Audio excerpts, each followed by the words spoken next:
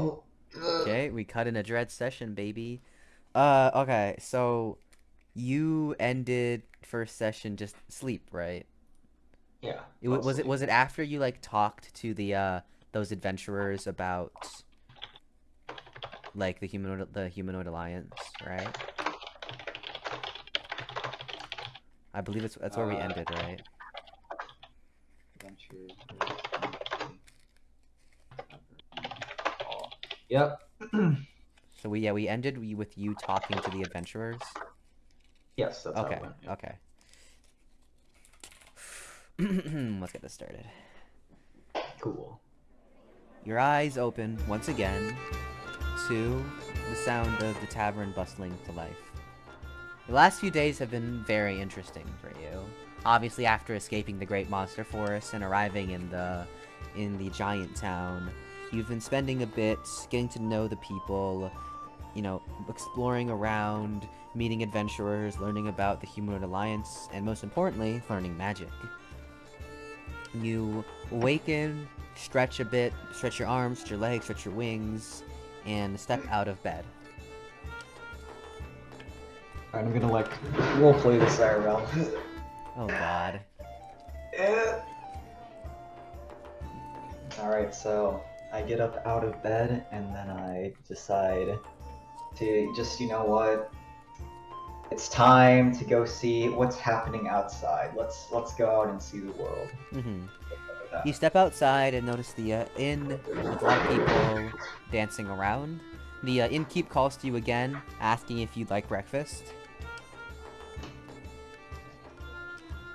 I respond to the innkeeper. Yes, that would be very lovely. Thank you very He much. nods his head at you and places down the order, and yeah, and he comes up to you and yeah, yeah, and you sit down and wait for your meal. So let me just check one thing. Wow. Very well. While we're waiting for the chef to finish his meal, Mm. I'm just like idly looking about, looking around the place, doing some observations, making some observations rather.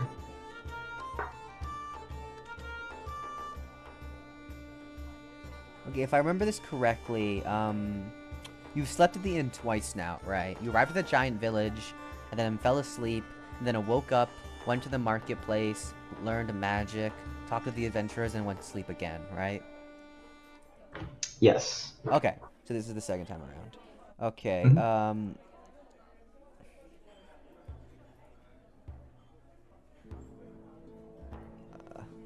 okay. I'm about to put Dread's POV on this, that's why I was confused. Alrighty. As you sit down and wait, the chef approaches you and once again puts down breakfast. It's the same thing you ate last time, with a bit of variation on the nuts and berries. But regardless of the fact that it's technically the same meal, you may I just say your keyboard is excruciatingly loud and I cannot hear myself over it. Okay, I'll mute it. I'll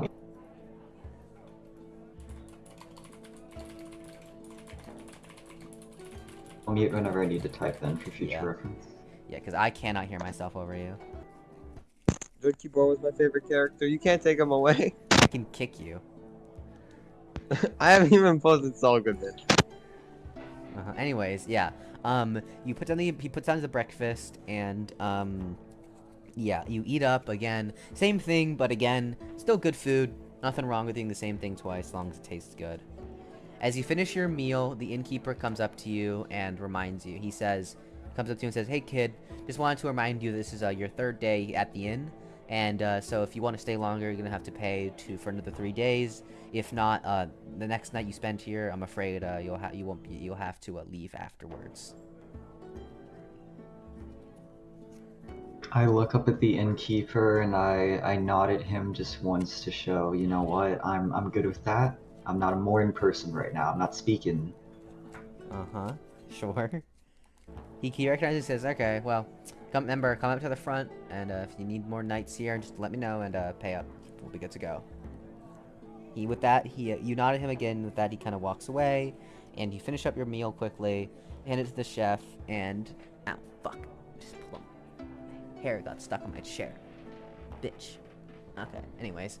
Yeah, and with that, you, kind of get ready to greet the day. You can either continue in the tavern and talk to some people, or head out and explore the city again. Maybe do some magic practice. I decide to head back and go back to the city because I remember when I originally went to the marketplace that there was around that same area there was some sort of guild hall I could have gone and visited last time that I didn't. The, Weapons Guild? Yeah, the Weapons Guild. Mhm. I want to go give that a shot. Let me Okay. take a look. You step outside of the tavern and begin to walk towards the, and begin to walk towards where the marketplace was. You remember that to the opposite side, to the right, was the marketplace. To the left was the, warriors guild. What appeared to be maybe an army barracks, even. You look to the right and see the marketplace, and instead tend to go left. You walk left throughout the city and kind of take a second to appreciate, everything happening. As you walk through the city streets and approach the Weapons Guild, you hear the sound of a scream coming to the right of you through an alleyway. You can either ignore it or check it out. What kind of asshole would just ignore a scream in the middle of the town? You. You're absolutely right. I head on towards the Weapons Guild. You sure? No, I go out to investigate the strange noise. you you turn to the right to the alleyway and head down to the guild and see two humans who appear to be pushing around an elf. But it's interesting because this elf doesn't look like elves you're used to. Their ears are a bit stubbier. Like you remember seeing elves in the inn, and this elf is not as tall, not short, but like maybe 5'6", a bit shorter than the elves you've seen, and their ears to be a bit stubbier, their clothes a bit more ragged. The two humans seem to be picking on them. However, from where you're standing, you can't really hear what they're saying. I decide to slink my way over there, hiding behind a nearby surrounding. Yeah. Using both the darkness of the alleyway and the natural cover in the alleyway, build like barrels, for example. You get close enough and kind of listen to what they're saying. What you make out is the humans seem to be bullying from what you make out this half elf, because they're a hybrid of a human and an elf, making fun of their parents and who they are, and seem to be pushing them around a bit.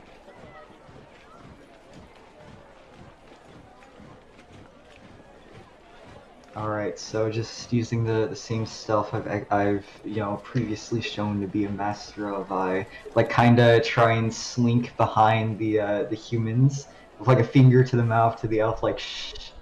And then just I'm just standing behind them menacingly. You kind of come out from hiding sneakily enough, and the elf seems to notice you, and you tell them to shh, and they seem to not notice you. However, you end up knocking some pebbles and making some sounds as you step on the gravel, and as you stand behind these humans, they kind of turn around and see you. They scream. They notice your wings and horns and immediately scream dragon, and one of them falls backwards whilst the other pulls out a knife and gets in a stance.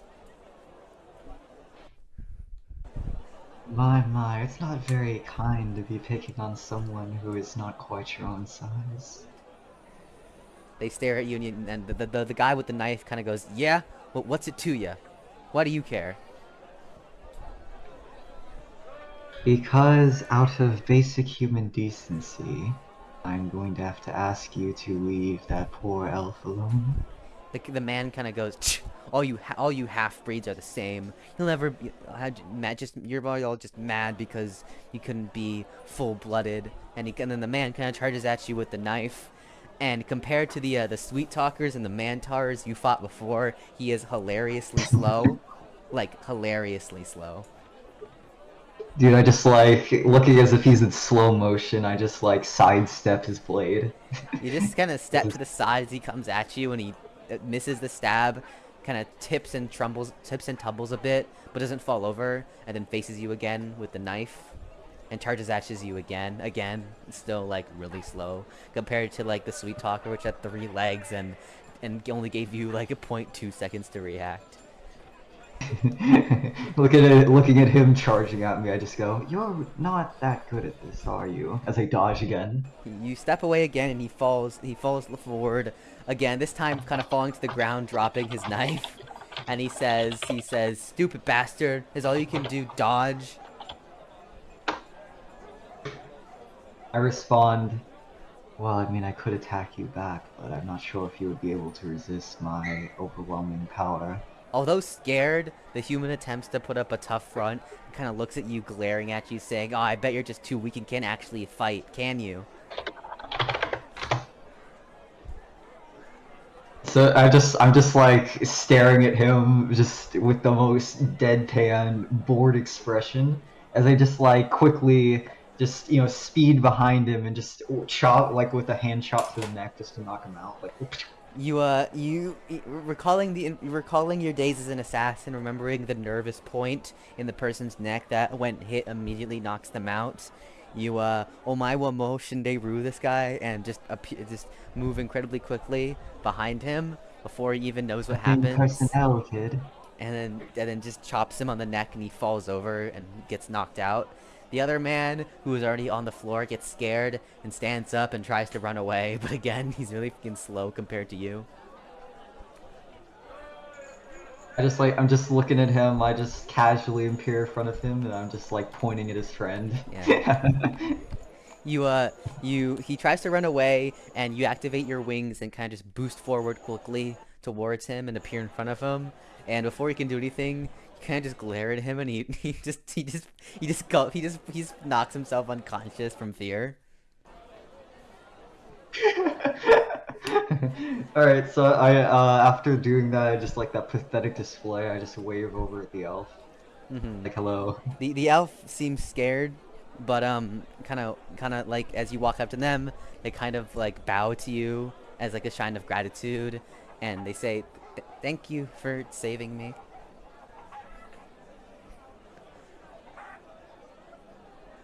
I simply respond back, "Oh, don't worry. It really wasn't much effort." Mm-hmm. The half elf kind of looks at you and says, "Uh, may I ask who you are? We don't see many dragons around here." Just thinking on a name, I'm just like accidentally stutter out Athenos. Oh, that's a nice name. The elf introduces themselves as All right, random name generator, go. Random As fantasy he name introduces generator bullshit. he introduces himself as Lucas. We'll go with that. Um, he kind of thanks you again for saving him, and he asked what you were doing around these parts.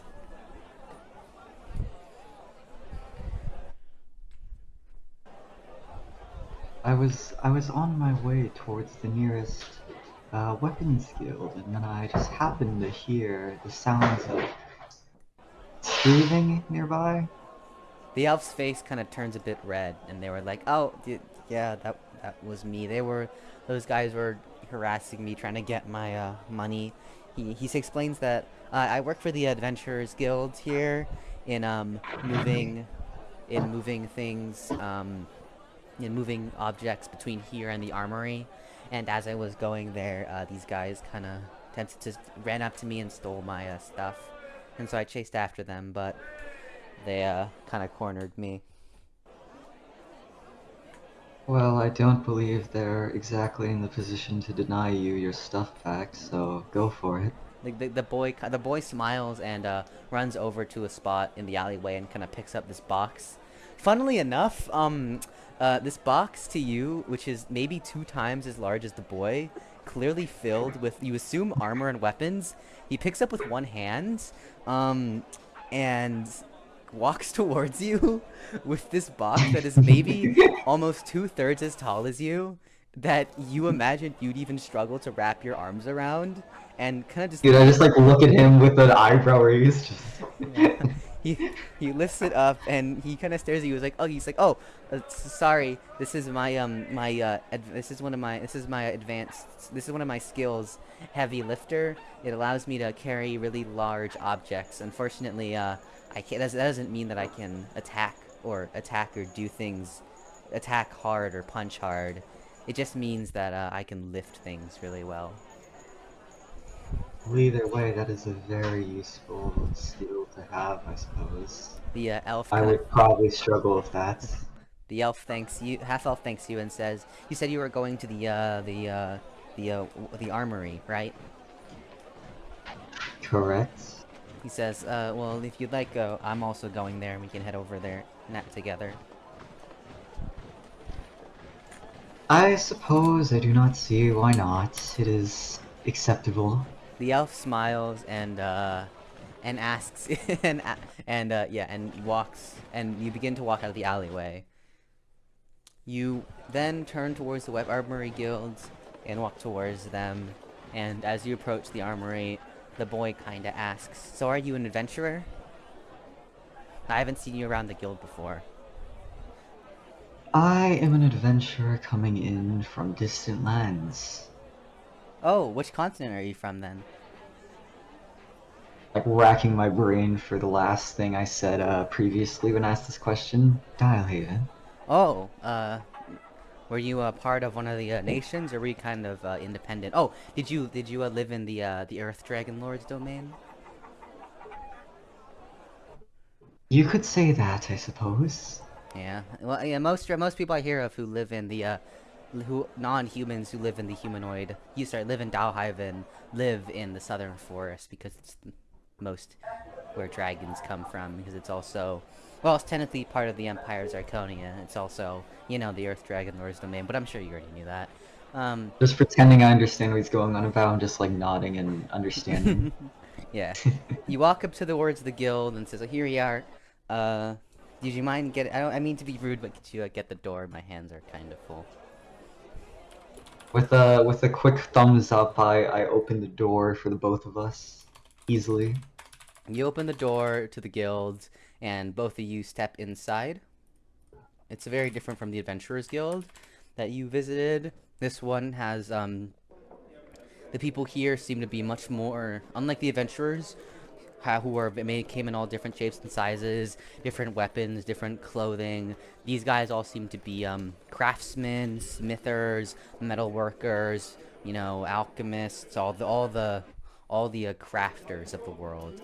They seem to all have similar attires, working with metal, different kind of blacksmith wear, and this distinct smell of sulfur and iron can be smelled in the air at all times. You walk up towards the guild, the guild front, and the receptionist kind of greets you, say, "Oh, there you are, Lucas. I was getting worried that you had gotten lost." Lucas looks at the receptionist and says, Don't worry, ma'am. I actually got salted up by some humans who tried to steal my goods, but this dragondoid helped me." The receptionist looks at you, examines you for like a second, and says, Thank you for helping Lucas. Because he's small, a lot of people like to pick on him. Thank you for helping him out of that situation." She gives you a small bow in gratitude. Just slightly unused to this amount of just sheer kiss-assery I'm experiencing. I just like awkwardly Kiss-assery. exclaim.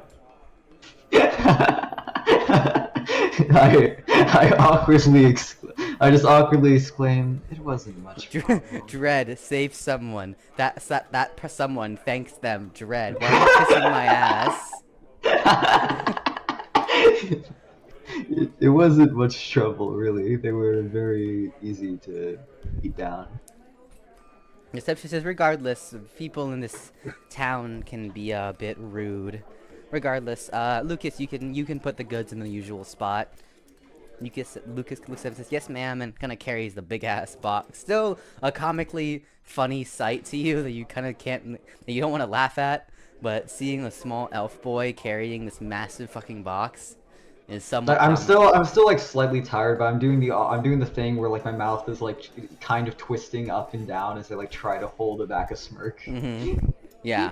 You, and then regardless, and the woman comes up to you and says, well, he'll be back soon. Regardless, anything I can help you with today, sir? Or were you here just escorting Lucas? I was here actually to explore and give this place a look. I haven't seen many weapons guild before, and I'm here to observe, check things out. She looks at you and says, oh, are you a traveler?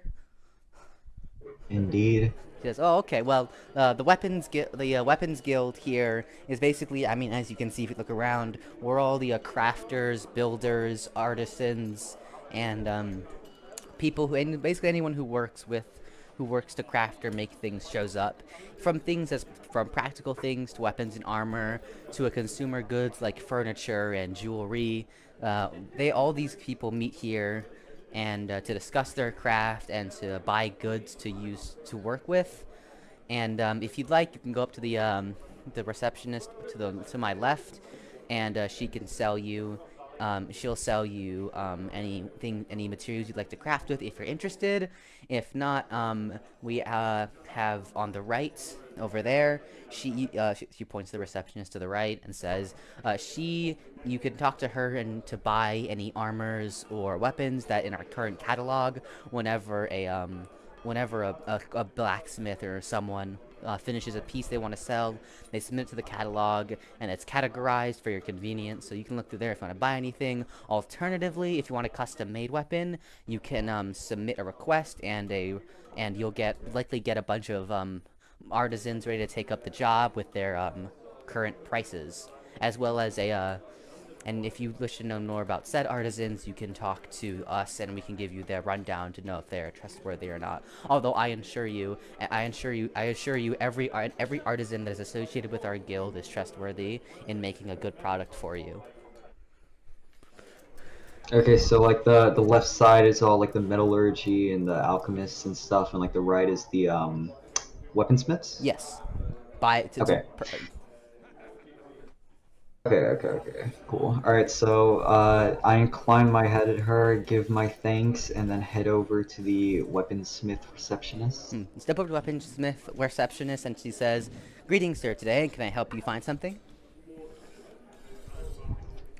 Looking at her, I go, you see, recently I've been looking to have a new dagger to replace my old one. It got broken, you see. I was wondering, are there any new daggers I could perhaps purchase? Sure. She hands you a catalog. She says, here, the catalog, you'll see this section. She points to one of the sections and says, this is our dagger section.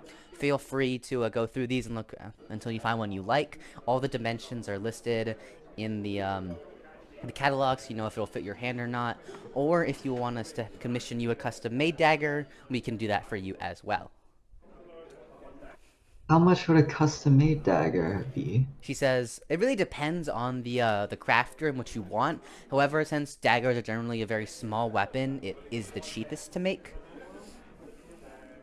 Okay. She said if you want a baseline, a standard dagger, I'll get like something with just a simple leather hilt and iron and basic iron blade would cost you maybe 3 to 4 silver. Just nodding, I like motion her to go on, if at all. She says, yeah, that's our kind of a baseline. Obviously, again, it depends on the crafter. You'll really have to submit a request first on what you want, and then we can give you results later today. Yeah. Okay, alright, so, custom-made daggers, let's see. Yes, I believe I will submit a request for a custom-made dagger, if possible. You have 10 silver left, right? Because you had 25 in the bag. Yes. Okay. Yes, I'm gonna spend it all on a fucking dagger.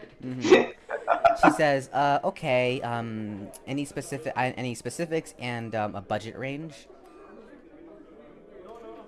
It only needs to be within like 10 silver or so. And all I require is that it is slim, a little bit sleek perhaps, and just easy Rover leaves. She says, okay, would you like to come with a sheath? No, thank you. He says, okay. So simple dagger, 10 silvers. It's a good range for a simple dagger. I will submit this request. It's the morning. Come back this evening, and I will show you if any takers have come in. Very well, I say, and then I immediately just like give her goodbyes and then leave. Oh, she says, oh, sorry, I almost forgot. Can I get a name with that request? And I think back to like the previous moment where I just stuttered, coming up an entirely new name, and I was just like, Athanos. She said, okay, thank you. Yes, that's gonna be the canon story, by the way. He just fucking stuttered while coming up with a new name, and that's why it's double A Athanos. Lucas canonically spells your name AA. And it's like, and then you're like, oh, it's only one A, but Lucas is like, but when you said it, you said Athanos, so I assumed it was two A's. I just like stare off into the distance, angered for like beyond words. Yeah. As you leave the guild, Lucas comes running up to you again, and he says, "Oh, are you leaving, mister?" I nodded him. He said, "Oh, okay. Well, once again, I just wanted to thank you for helping me out, and if you ever need anything, I have some connections with the Weapons Go to Adventurers Guild. If you never need anything, let me know." I just, completely unsurprised by the fact that this small ass 5'2" looking half elf has connections with like the higher ups. I'm just, I just like go, very well, I shall if I ever need anything, and then I just give him goodbyes to myself. He says, "Oh, also before you go, I wanted to give you this as a gift. It's not much, but I think it'll help." He opens your hand and hands you a gold coin. Hands me what? You cut out. A gold coin. Oh damn. Just like looking on, I'm assuming I'll run under the assumption that in this world gold is also worth more than silver. So I take it and give my thanks. He said, "Okay, see you around, mister," and you exit the guild. Now I am no longer a broke ass bitch. One could say. Meanwhile, Elpis is just fucking loaded. Well, I know who I'm gonna fight for money. If you you better not come across me. I was gonna say if you want to fight someone for money, you should fight a Sylvius, but that isn't gonna end well for you, so probably don't. Well, you see, Elpis, he doesn't have any combat skills. Yeah, no, Elpis is a free target. Yeah, technically a Sylvius is likely gonna be the richest, but fighting him is not a good idea. I'd love to see Jamal try though. I really would. I would love to see Jamal try to fight a Sylvius. It'd be really funny. Because he'd lose. I mean, if it came down to pure combat, then I think I have the upper hand when it comes to that. Oh yeah. What would your character do to instigate a fight? So you know how he's instigate a fight, but you just kick the shit out of you if you felt like it. No, if you ever fought a Sylvius, yeah, no, you'd lose. Most likely. Because, okay, put it this way, right? He's going to have a massive brothel ring, right? It's gonna be He's got connections. Yeah, it's going to be filled with succubi and incubi, right? Now, they may be whores, but you have to remember, they're all still demons. They're all fanatical whores, oh no! No, they're all still demons. They can all still use magic, right? And so, if it came down to it, you'd be fighting like 200 demons, each who have. What if I pay them to take the day off? Do you think that'd work after seeing how a Sylvius is gonna pay them? Or do you honestly think that it's gonna work? Okay, that's fair. And looking at what a Sylvius is gonna do. Like, what benefits could you provide that Connor already hasn't provided them? Jamal is literally the meme where he's like, "Don't you guys know you're just the pawns? It's the boss I'm after." And then the succubi are like, "Now hold on a minute, that is slander. That is, yes." No. Here's the the thing, right, Jamal? I got the combat oriented build. I get stronger as I fight with mana.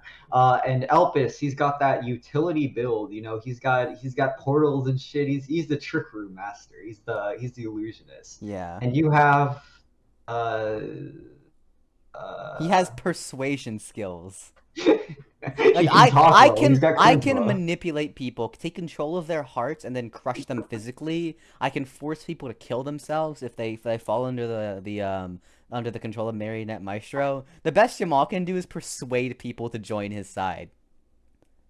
You know what's really funny about that, by the way? Just like kill yourselves. Okay, sir. And the heart explodes. Yeah, no. But yeah, I no, found the video. no, no, yeah, no. I know the video. Literally, it's like Jamal is like, "Oh, you're just his pawn." It's like, "Now that's The slander. shot as That well. is." He's like, he gives us, yeah. We get all these benefits, and Jamal's like, "God, can I The join?" villain has better benefits. Such a good video. Yes, dude. Like the keeper's like, can I join? It's like, yeah, someone. It's so good. That's So absolutely what would happen. Jamal tried turning like my people onto his side, and he'd be like, "Your boss is evil. We need to take him down." And the henchmen are all like, "Now, hold on a minute. That is slander. That is Oh, so you're gonna Don't give my forget paycheck? maternity leave. that is defamation." Yeah, no, they'd be like, I'd have to work a 9 to 5 if he's gone. Get him, boy. Get him, boys. Literally. And Yeah. like Jamal would be saying, yeah, well, yeah, you guys work, and he makes you be prostitutes. What happens if you get pregnant? And then the succubus are like, well, he gives us 1 year maternity leave. Oh, and 1 year paternity leave. That's Like he right. provides sponsored condoms. Like what? No, imagine Vesuvius starts a fucking prophylactic brand in Althvinhaim. Holy shit. I just sat there and staring, and I'm like, I think I got the wrong guy. It says here he burned down like an entire city, and it's just like, And like, well, yeah, he did that too, but Oh, yeah, this is better. This is better. They deserved it. They were racist. they were racist guys. And anyways, yeah, okay, But yes, yeah, lore. you you exit the weapons guild, remembering to come back in the evening to get your requests in. But for now, the rest of the day is kind of free. Alright, so looking around, I'm deciding where else should I go that I haven't already gone before, just like racking my brain for locations. You remember the intersection that you first went from when you leaving the tavern going right. You remember the intersection to the right was the merchant's guild, to the left was the armory, but you haven't continued forward yet. I decide, you know what? Let's go in. Let's continue forward. Let's go in. Full stop. You continue forward. You decide to continue forward. Go back to the intersection and continue forward from the tavern and walk down the streets. The streets are still bustling. A lot of things are happening, and eventually you reach another crossroads. You can either you look to the right, and it appears to be an extension of the marketplace, but the left and the front and forward are still open. Let's go to the left. You head on to the left and walk down, and eventually come up to another guild building. You kind of think about the map in your head. You remember when you entered the town. To the left was the Adventurers Guild, and then the next left was the Armory Guild. And so you imagine whatever this is probably another guild. You likely assume that's how the guilds are organized here for the sake of being able to move things across easily. Alright, so you know what? Let's go forward. I want to see the guilds. I want numbers, big Okay. numbers. You decide to go left and explore this new guild. As you approach, you notice a big book as well as a staff on the front of the guild, which tells you it's probably a mage's guild. Ooh. I look around to see if there are any other cool guilds, or is this the Mage's Guild the only one in the nearby vicinity? And the only one in the nearby vicinity. The rest of the buildings seem to be either small markets, restaurants, and residential buildings. Okay. So I decide to step into the Mages Guild. Let's Mm-hmm. see what's up with what. You enter the Mages Guild, and like you expected, it's another very different atmosphere. Compared to the last two guilds you were in, this one's definitely the most polished. There are bookshelves, clean stained glass, tables, chairs, study rooms, and the people around here seem to be very posh, very controlled in themselves. And even like the receptionist desk looks the cleanest that you've ever seen before. You can walk around, talk to people, or go up to the receptionists. I decide to look around the place first a little bit. You look around the guild and you notice that there are some stairs leading up to a second floor, a back door, just a bunch of, but generally just some bookshelves with some books. However, you notice that no one's picking off of the bookshelves, which leads you to believe it might not be free. Other than that, it's So okay. well. Other than that, there's not really much besides a bunch of mages kind of discussing and having, tea. All right. I decide to walk up to one of the mages in greetings. Mm-hmm. You notice a group of mages talking amongst themselves, and you decide to approach. You say hello, and one of them the tallest mage, who appears to be he's wearing a large purple hat, which reminds you of like the traditional wizard's hat. He has long ears, which leads you to believe he is an elf, and he looks at you. He looks at you and says, "How? Oh, greetings. How can I help you?" So I just decide to go.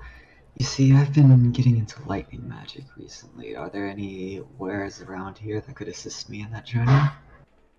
The elf looks at you for a bit, and as you converse with the elf, you notice that he is very different from the elves you've seen before. He has very dark skin, but not like brown or black, but like actual like gray, almost purple skin. He almost has like the color of his eyes are almost reversed. Instead of having a white outside and a black pupil, he has black outside and a white pupil. Um, yeah, and he wears very ominous looking black dark purple clothing. However, he seems friendly enough. He says, "Lighting magic, huh? I personally can't use it. However, if you want like, to go up to the receptionist desks and ask for a book on lightning magic, you can probably rent one or buy one." Taking his words in stride, I ask him, well, then what kind of magic do you use, if I may be so kind as to ask? He says, "Oh, I'm a dark magic user." I knew it. Fucking called it. Stereotypical looking man. But anyways. Alright, well, thank you for your troubles, good sir. He says, "Don't mention it." And you walk up to the receptionist desk as the elf goes back to conversing with his friends. Alright. So I greet the receptionist, and I basically repeat the same thing. I'm looking for lightning magic. Hello there. Blah, blah. She says, okay. Well, you can Cool. either rent a book or buy one."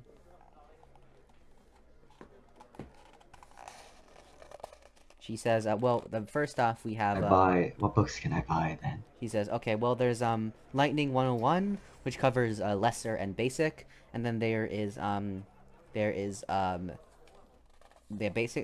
and, Basic and Lesser, and then there's, Mage's Guide to Lightning Magic, which covers Lesser, Basic, and Greater, and then there's Everything You Need to Know About Lightning Magic, which covers Lesser, Greater, Basic, and Super. Just in looking in interest at the super, I ask, how much would that cost? Oh, that would be 20 gold pieces.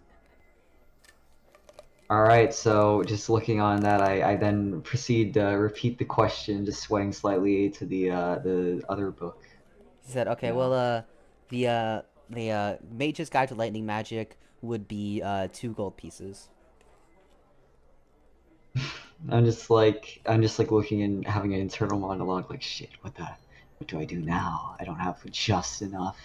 So then I decide, I tell her, thank you very much for your assistance. I believe I have places to be before I return then. She looks at you and she looks at you and says, okay, and she says, oh, also do note, that because of the continuation of the book system, if you have one of the lower tier books, you can sell them to us in exchange, and sell them to us in exchange for a higher one, because, for example, if you want to buy the everything you know about lightning magic, you wouldn't have really any need for lightning 101 or the other ones. We are willing to buy them off of you.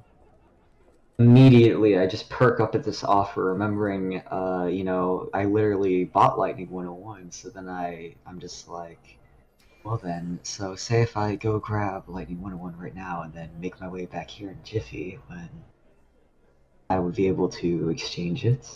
She says, "Yeah, we can buy that to you for 10 silver pieces."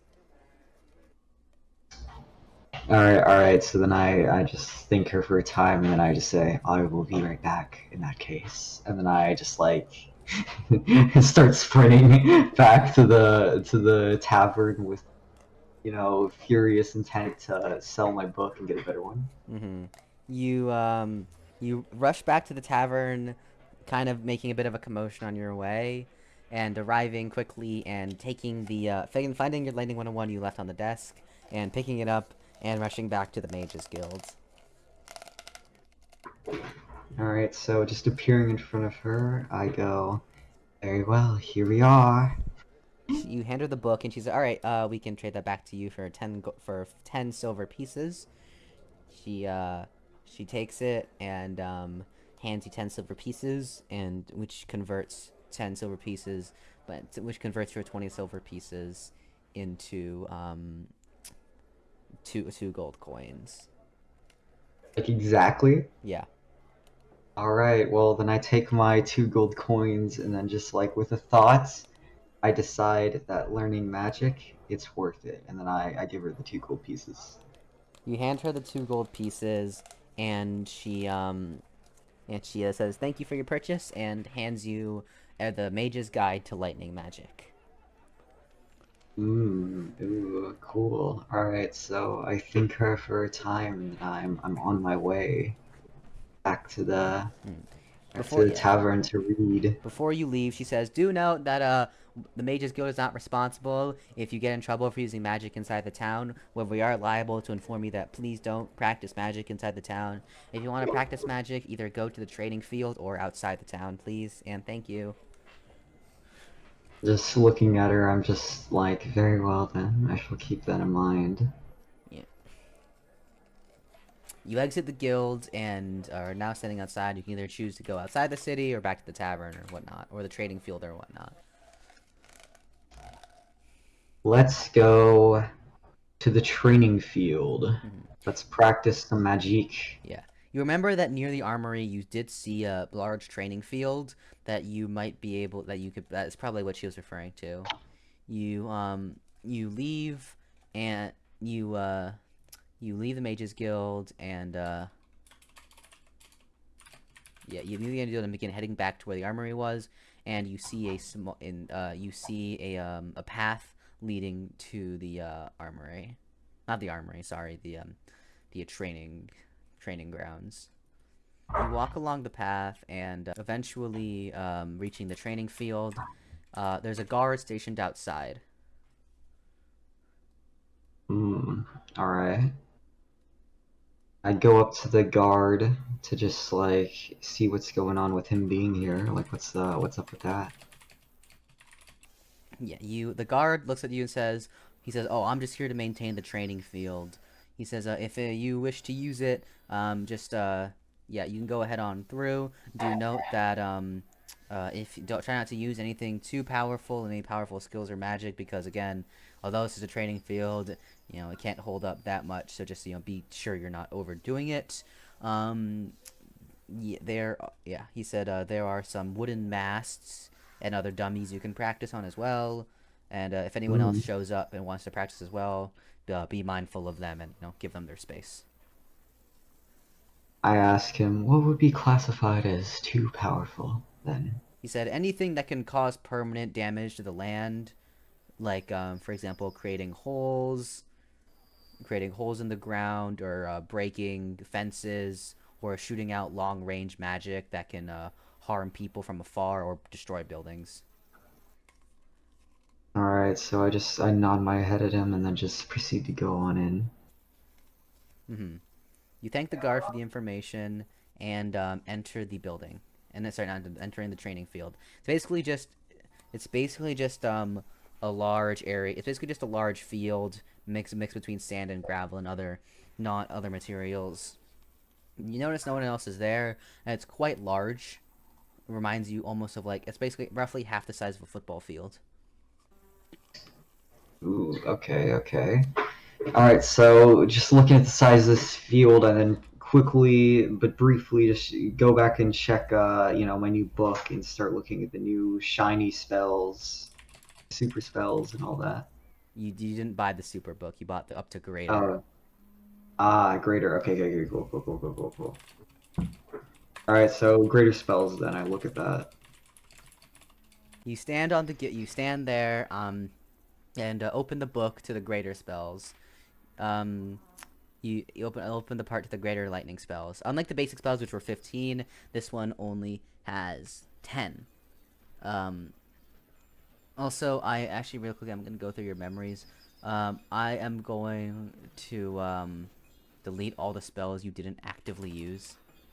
Alright, very well. Because you're only allowed to write them down if you actively learn them, because you don't know how to use the spell yet. Okay. Coolio then.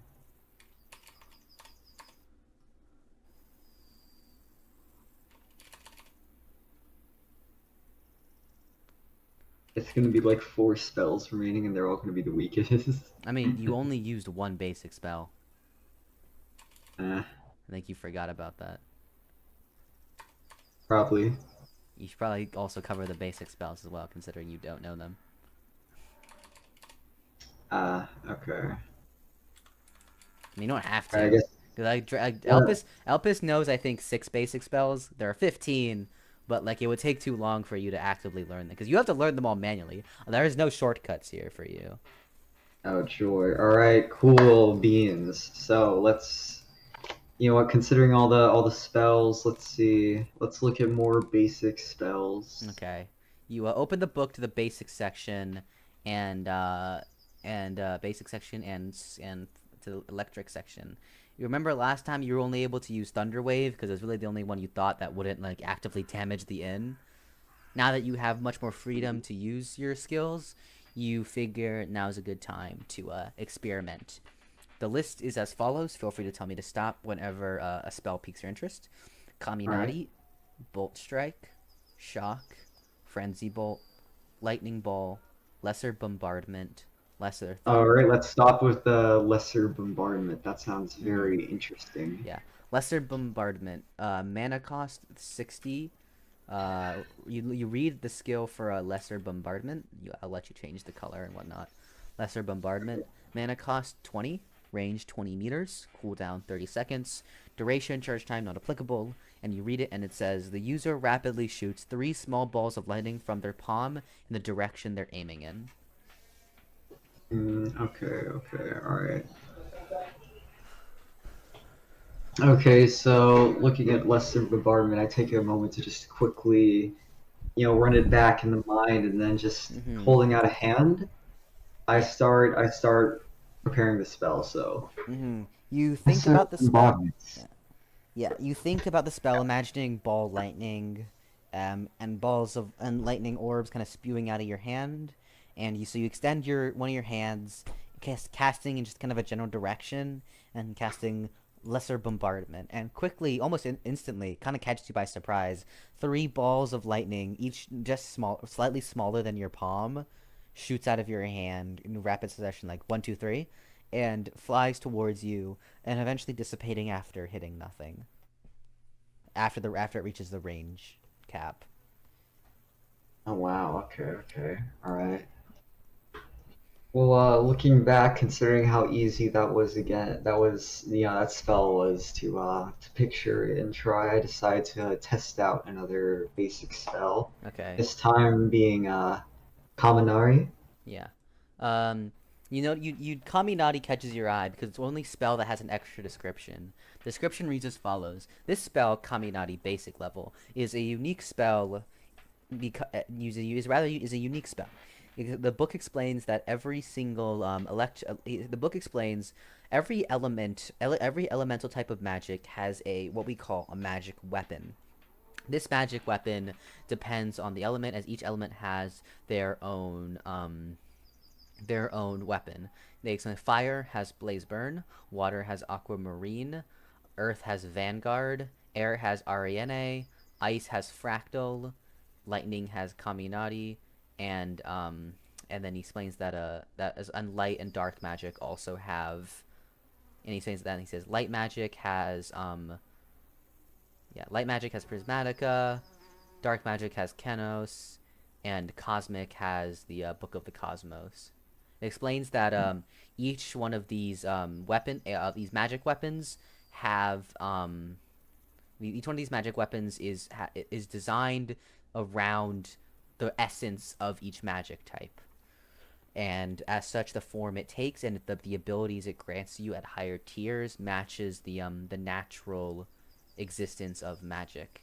And it explains in this book the lightning in lightning magic, the weapon is known as Kaminari, a powerful and unpredictable weapon that can be move in very weird and unique movements to outspeed and outmaneuver your opponent. I mean, considering my fighting style up to this point of being just like mostly speed based and all that, it sounds like the perfect weapon. So let's give that. You look at Kaminari. Magic mana cost 70, range not applicable, cooldown 2 minutes, duration 3 minutes, charge time not applicable. The user creates a lightning katana for them to wield.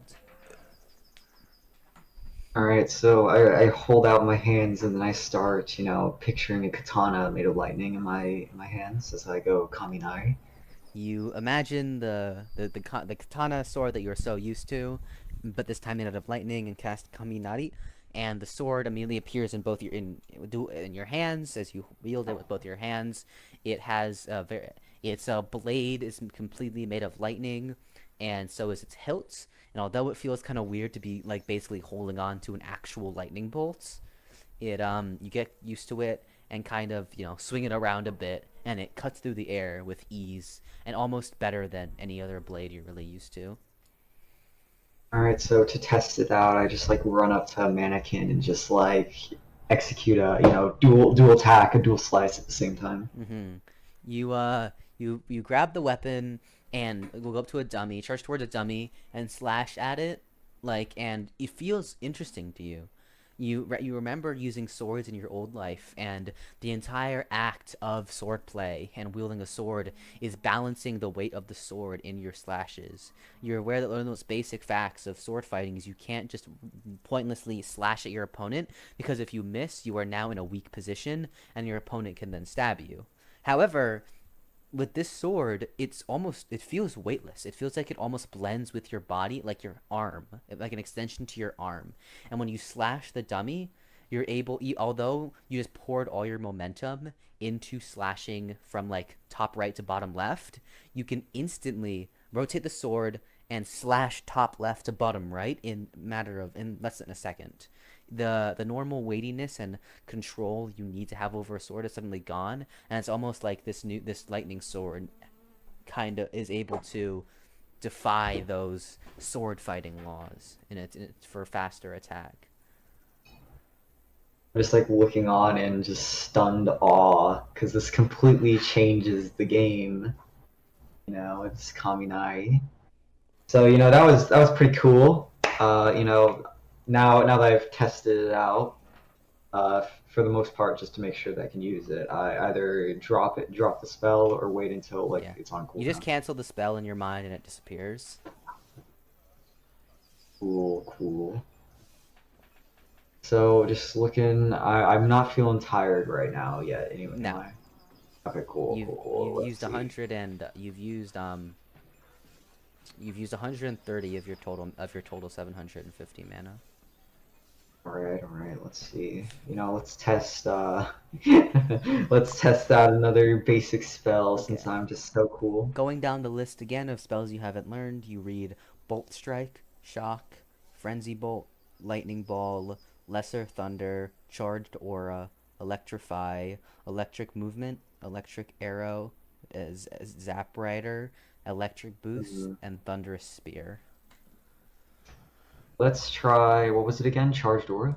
Charged Aura, yes.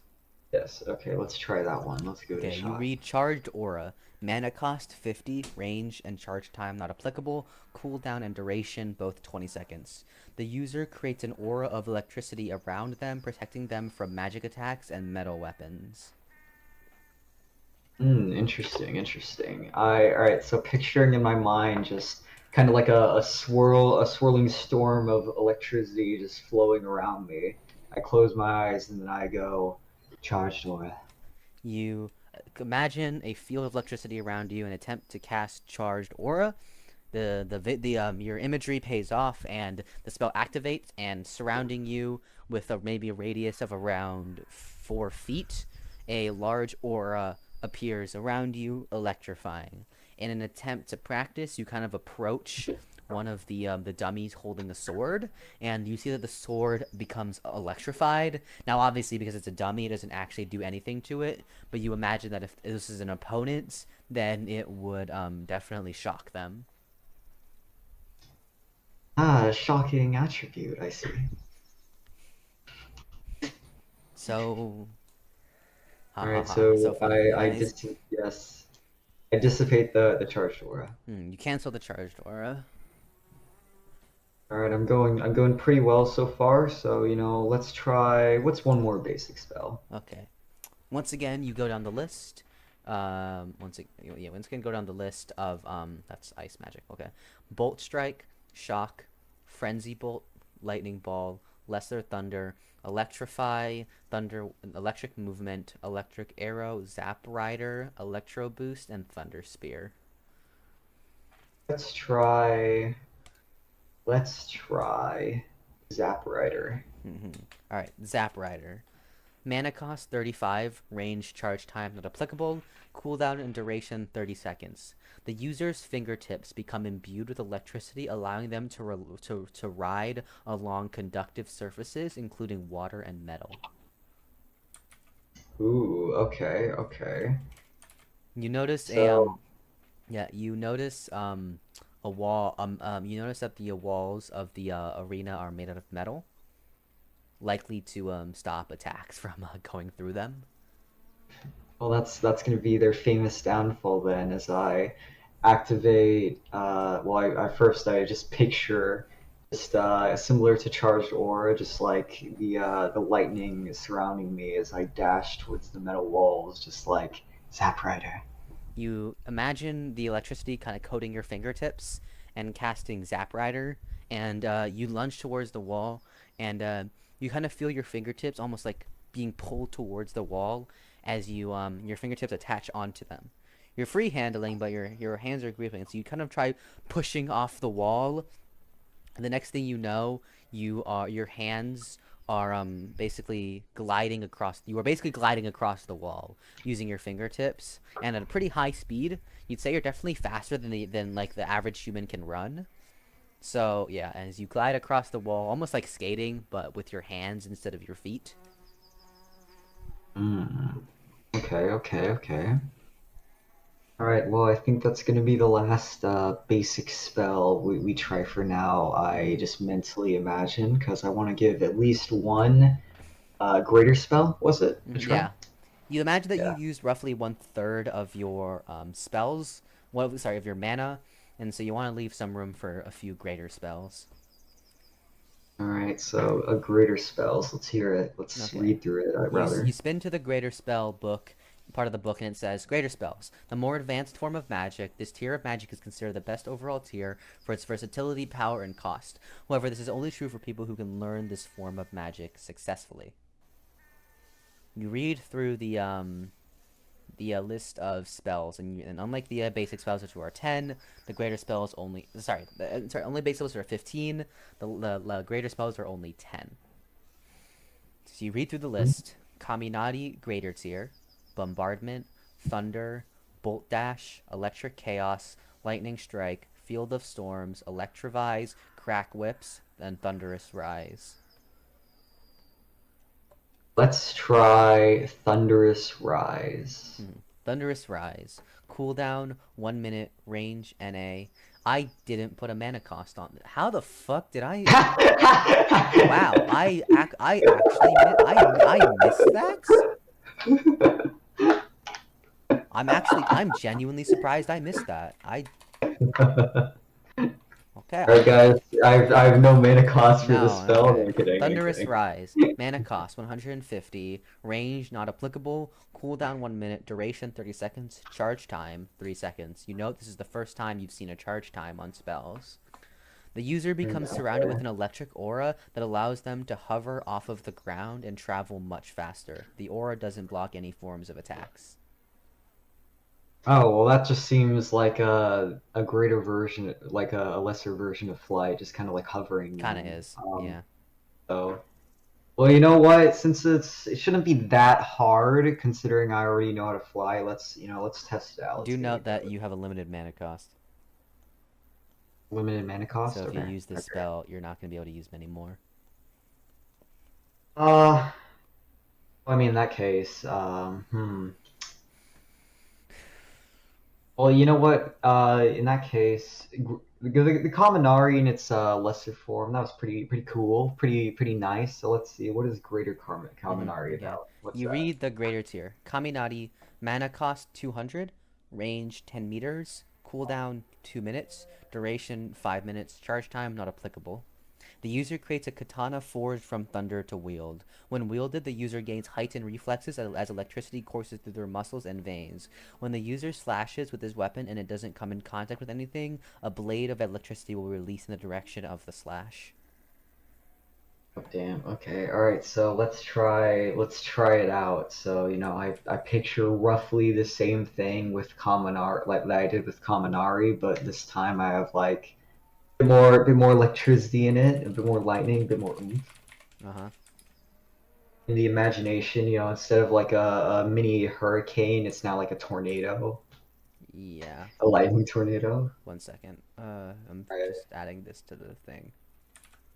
All right, cool.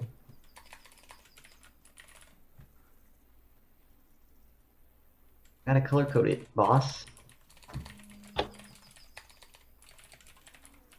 Okay.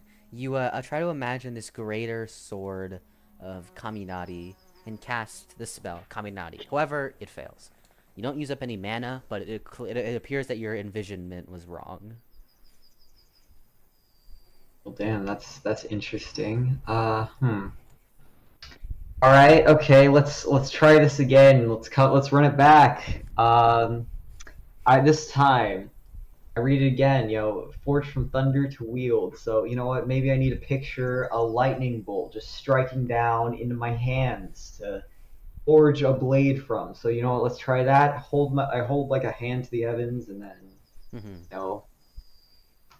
I picture a blade being formed from lightning. You attempt to cast Kaminari again, and sparks appear in your hands. However, it fails again. You continue this process for maybe another 30 minutes, and you seem to be getting closer, but eventually after another 15 minutes, you get it.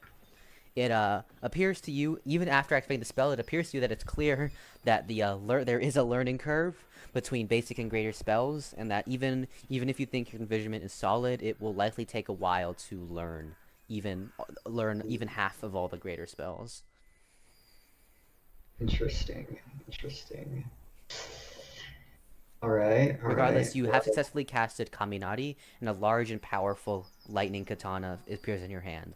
Unlike the original one, this one also seems to be some capped in some golds and some other purple gems, and the blade seems to be a lot more powerful. And of course, you try to slash, and as you slash the sky, a blade of lightning where the slash was made appears and flies in the direction you were aiming in.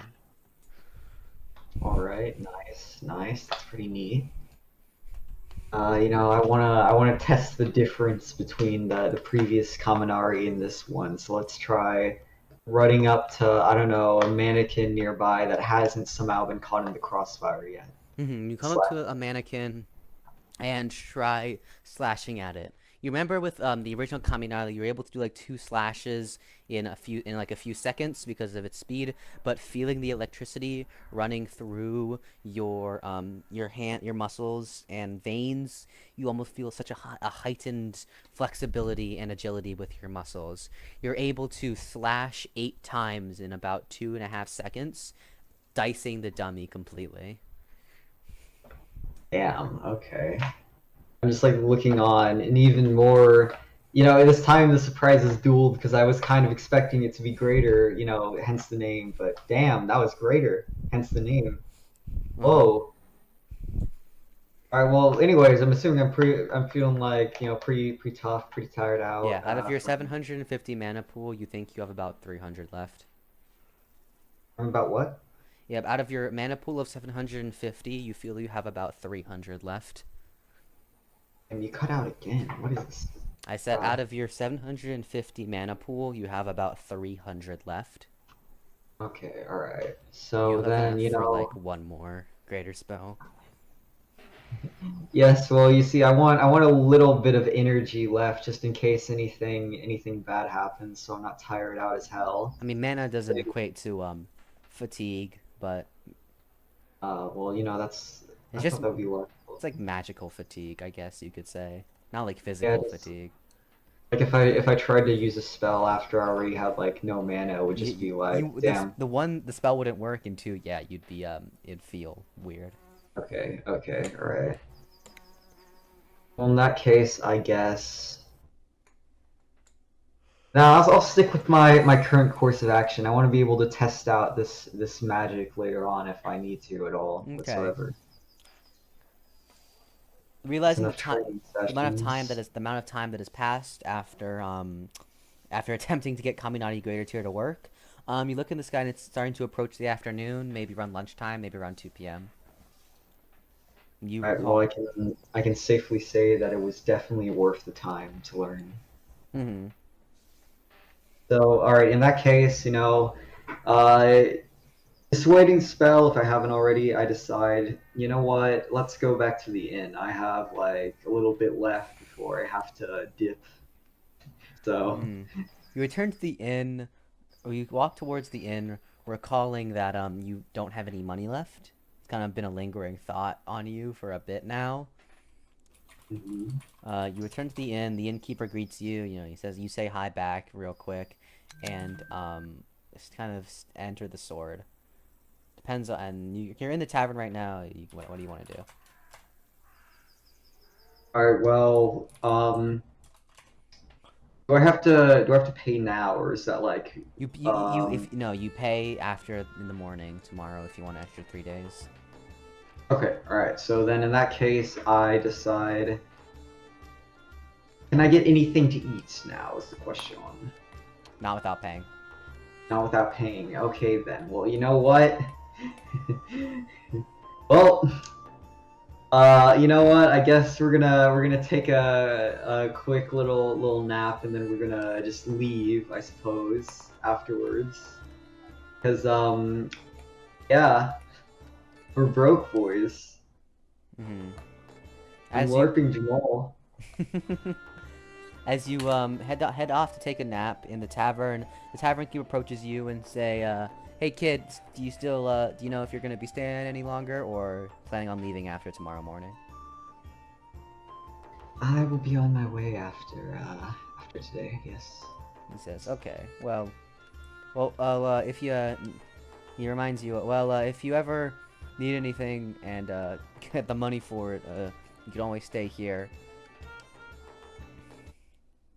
I thank him and just say, you know what, thank you very much, good sir, for your kind hospitality, but I will be on my way now. As you return to your room and take a nap, waiting for the evening so you can go back to the armory, you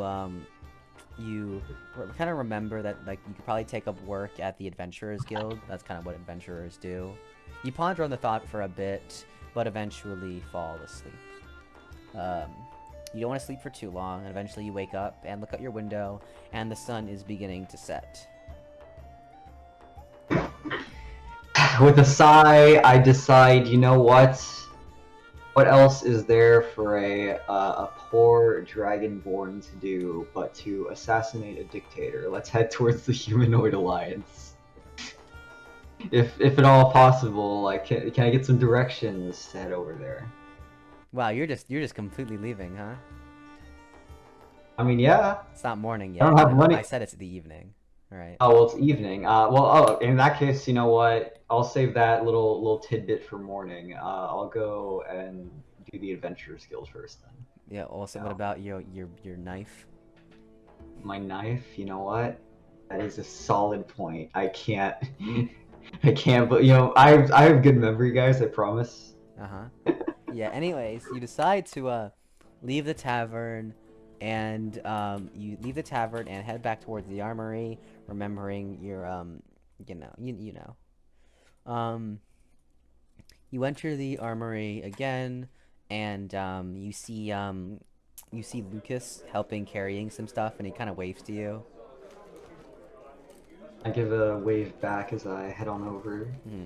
You walk up to the right receptionist. All right, you're right, receptionist, and she says, "Oh, Athenos, right?" I nod yes. She says, "Okay, well, we got some commissions in because the dagger you asked for is pretty simple. A lot of people willing to take it up. We have 7 different craftsmen who were willing to take up your commission. They're all generally equal in craftsmanship. I wouldn't recommend one over the other, but the cheapest one here is willing to do it to make this dagger for you for 6 silver." Oh wow. Okay. I ask what his name is then. She says, "Oh, it's a local dwarf craftsman by the name of Gondo. Okay. He's not here right now, but I can give you his the information to his blacksmith." That would be very much appreciated. She says, Yes. "Yeah, okay.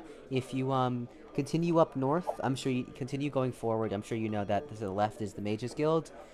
If you go right past the marketplace, there will be a metallurgy district, as we call it, and you'll notice obviously from the sound of hammers and metal being pounded.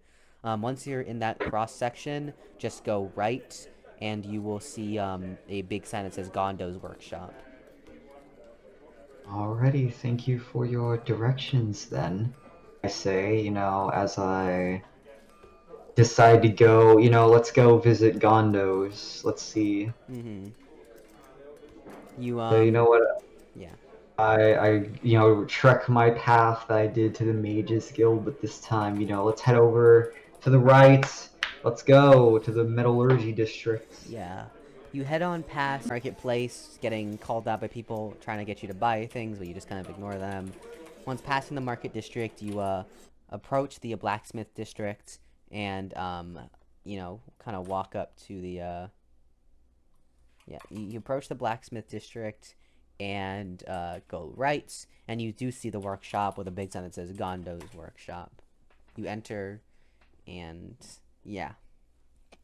You look around the blacksmith, and you see some other bunch of pretty apprentices and other dwarves working on simple things, but you notice a large man in the front, kind of giving orders while also working on his own weapon. Alright, I head over to the man and I go, "Hello there, I'm looking for a Gondo."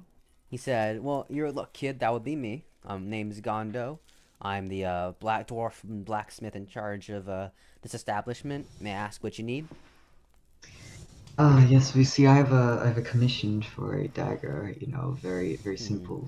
Work that Oh, one. yeah, the dagger commission. Yeah. I can get that done for you for 6 silver. I'll have one of my apprentices make that up for you, but I assure you that even though I won't be the one making it, it is going to be of approved quality. Alright. So, He kind of looks at you and says, although he looks at you for a bit and kind of says, although I'm sorry if it's rude to ask, but may I ask what exactly Dragonoid would need with the dagger? Not to be rude, I just normally don't see many Dragonoids using these kinds of weapons. They usually either prefer their claws or magic. Looking at him, I just go, well, there isn't really much purpose. I've just gotten used to wielding a dagger from Mhm. my previous profession, and it broke recently, so here I am. Yeah, he looks at you and says, "You know what, kid? Uh, I'm interested. I wanna offer you something, a deal, if you will." And curiously, I just go, oh? He says, he looks at you and says, "Well, I was expecting you to be, based on the request, maybe a half elf, maybe a dwarf, halfling, or a human. But seeing that you're a dragonoid, I think this might actually work out here."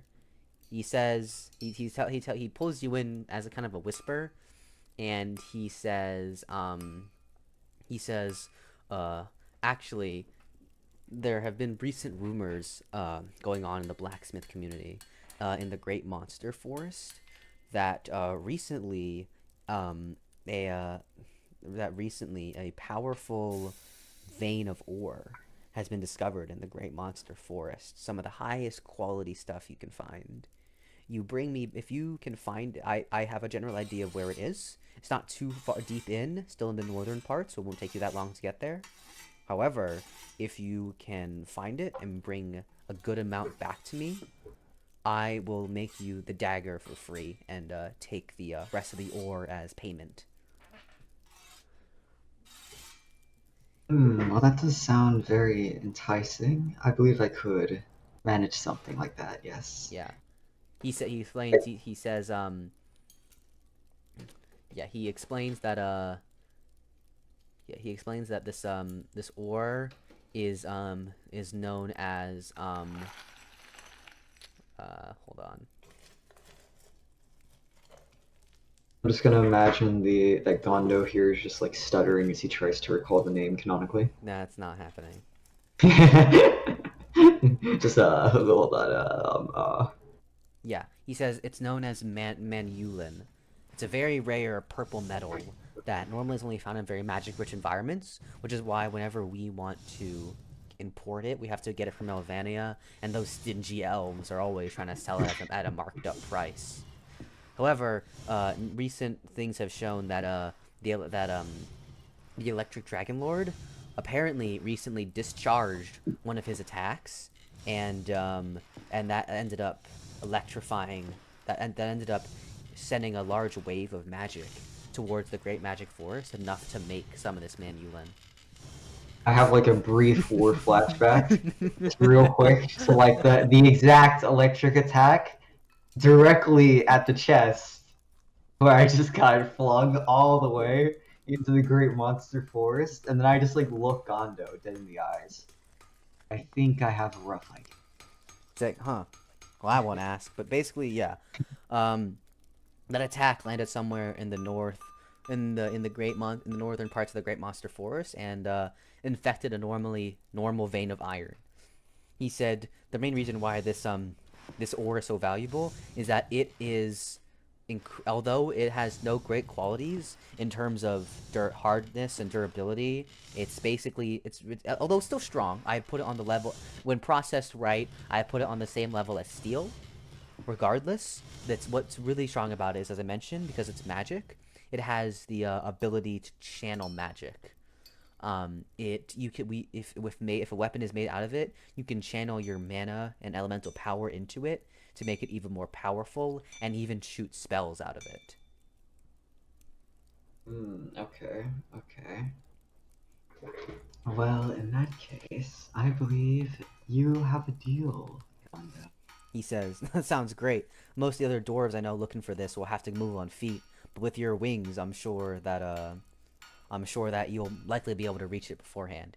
He hands you a map and of a rather detailed map of the Great Monster Forest. You note, and he points to a northern part and says, "This is where the vein is supposedly located." And you look, and based on the rivers, you realize it is exactly where you landed. Where I landed. I knew it. I knew you would do this. Like I was like, there's no way. There's no way there's no way it isn't exactly where I landed, because I fucking knew you would do something. You would pull something like this. I knew it. That's why I said I have a rough idea, because I knew you would do this. You're so predictable. Oh my god. Predictable, yeah. Like you definitely knew about this before before Gondo had mentioned anything. Well, no, I didn't know about this, but that's just because I didn't have the knowledge. Yeah, Like 'cause now that I have the foresight, it's easy to see that, you know.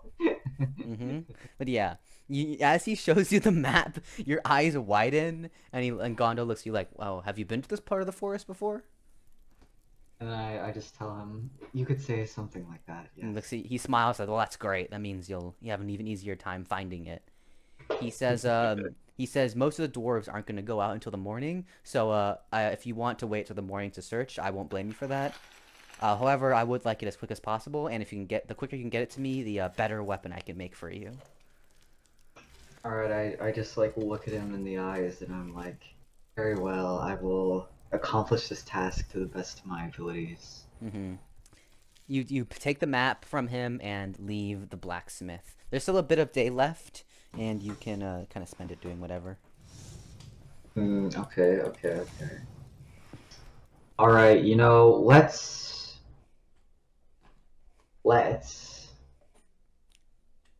put in a bit of flying practice, you know, for this upcoming thing, because I'm pretty good at flyer right now. I've done quite a bit of flying in my day, but let's experiment. Let's do some maneuvers. Let's have some fun with it. Yeah. You decide to spend the last few hours, maybe hour and a half of daylight left, taking off into the skies. You kind of fly. You take the next hour to really enjoy flying, because up until this point you've been flying to survive, not really flying to for fun. It's really enjoyable for you. You haven't to experience this yet, and being able to fly high above the town and kind of really just get to enjoy the feeling of the wind flowing through your hair and your wings really almost calms you down. A few of the Thank words. God this isn't actual me, because I would have a fear of heights. Just like, and this power would be wasted on me. But it isn't, so therefore we are good. You really appreciate the world. You look down and see the village, the people moving around like little specks of dust, and you kind of see how high you can ascend and fly as high as possible. And from this distance, you can really see the great monster forest. And as you look at it, you shudder, realizing just how large it is. You look at the map that the dwarf gave you and where you landed. You were on the northern parts of the forest. You realize that if you had gone in the wrong direction, you would have been stuck there for possibly weeks and even months. Oh, joy. Brushing that thought aside, you kind of look to the other way and notice the what you can only assume to be the Humanoid Alliance. You see many towns off in the distance, large swaths of land, and you imagine that is a territory of the Humanoid Alliance and likely where you will end up next. That is my next destination. As you appreciate the scenery, the sun begins to set, and you land before you're unable to see the ground. All right, with a graceful landing that a certain someone, a fallen angel, somewhere, some way, learning about sun elves would shudder about for some reason. Wait, what do you mean by that? What do you mean by that? You idiot! I'm referencing Jamal. But anyways. No, you know. But yeah, you can shudder at my great flying skills too. Feel free. Alright, so anyways, Sylvius and Maroth are both okay. Sylvius can't fly because demons don't. I considered giving all demons wings, but I figured that'd be a bit too overpowered, so I only gave fallen angels wings. Naturally speaking, of course, some demons are born with wings. Sylvius is not, but Sylvius would probably just find buy a wind catalyst off the black market so he can use fly. Okay. You know, that sounds like him. Yeah, and Maroth makes up for it. Maroth makes up for it in swimming. Like, you guys ever engage in ocean combat with Maroth, you're all fucked. No, we are. Listen, if that's that how you happens, do I it gotta, on the water. Yeah, no, you gotta fly above the water. You know, aerial combat. Cool. Yeah, but if you Or just not get near the water. Yeah, that's true. That too. But if you ever do like go for a swim and Maroth's like, oh, hi. Yeah, you're gone. I mean, I feel like if it came down to combat and I had to face Maroth in like in an ocean like environment or a lake or anything like that, you'd probably lose. Lightning. Well, no. Like I just fly out the waters, lightning magic, boom. Well, yeah, but she'd probably drag you down into the ocean. Yeah, no, I just gotta like get out and then just start flapping, just panically. Desperately Comically. flapping wings, comically flapping my wings. I'm just like, get the fuck off me, woman. Yeah, okay, but yeah. You land Yeah. on the ground. Indeed. So, you know what? I decide, let's go to the inn, because now I have a plan of action. I got a Mhm. plan of attack. I know I know Yeah. what I'm gonna do and where I'm gonna go. You return to the inn, and the innkeeper greets you, and the afternight party is starting, and you return and you quickly head off to bed, determined to get a good night's sleep, so you can wake up at the crack of dawn and head out to the Great Monster Forest. Alrighty. I think that's a good ending point for now, wouldn't you say? It's been an hour 30. An hour 30 already. An hour. Whoa, man. You know what? You know what? I was saying that like because it's not a lot of time. In fact, that'd be the record shortest session. Oh, let's go. Wait, I And you thought know mine what? was yeah, we Yeah, I thought Elvis would. Okay, you know what? Yeah, that's it. You're right. Let's be. soon. I'll be even. I just say that because I need to go grab some tea real quick. So let me do that before I continue this. Then Okay. Yeah. I'll get some Yeah, food to no. drink as well. I will be damned before I have both the shortest and the longest session.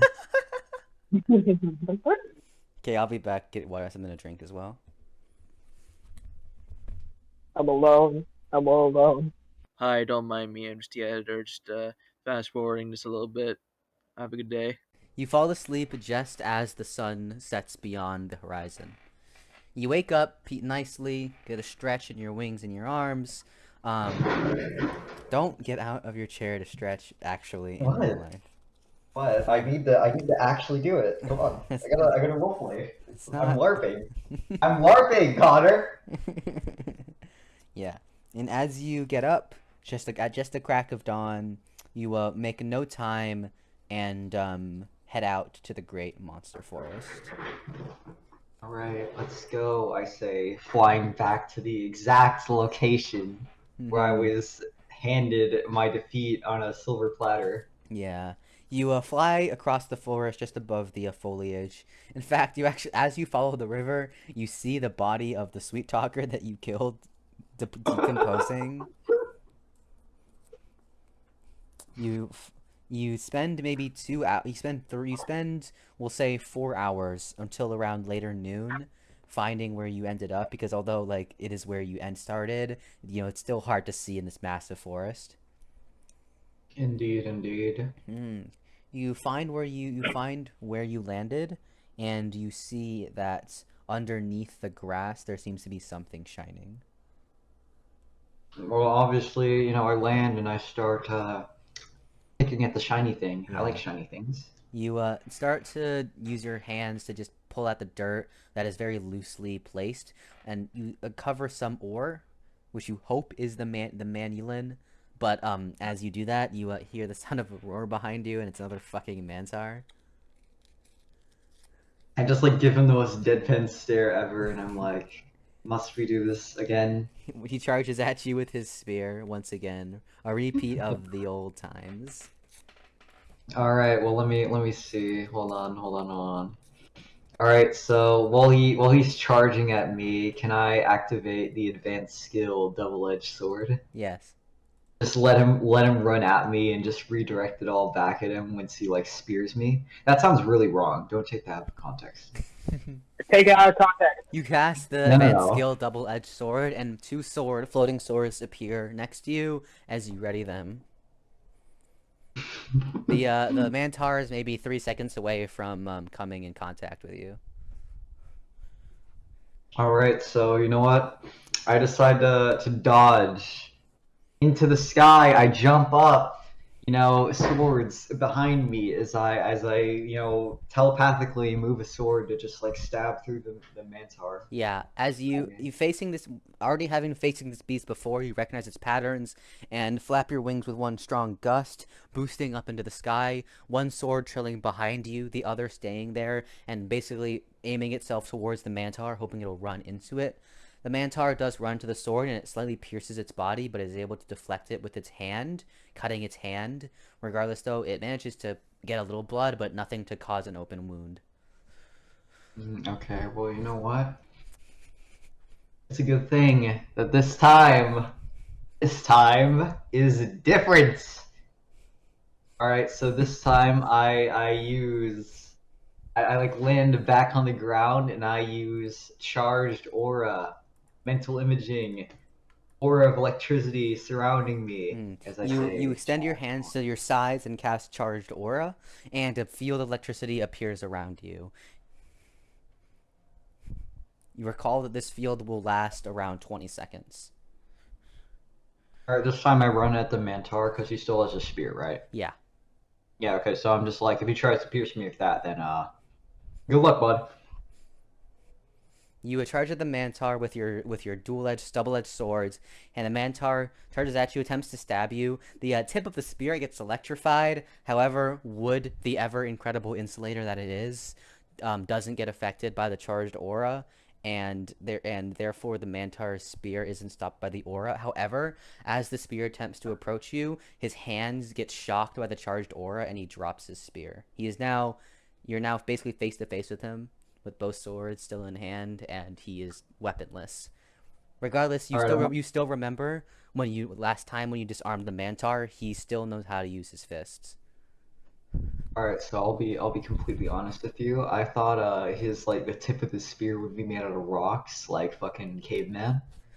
So I was sitting here on the edge of my seat, just grabbing straws at that point. But anyways, so grabbing the double swords in my hands this time, I decide to like zoom back behind the Mantar and just try and like slash at him from the side this time.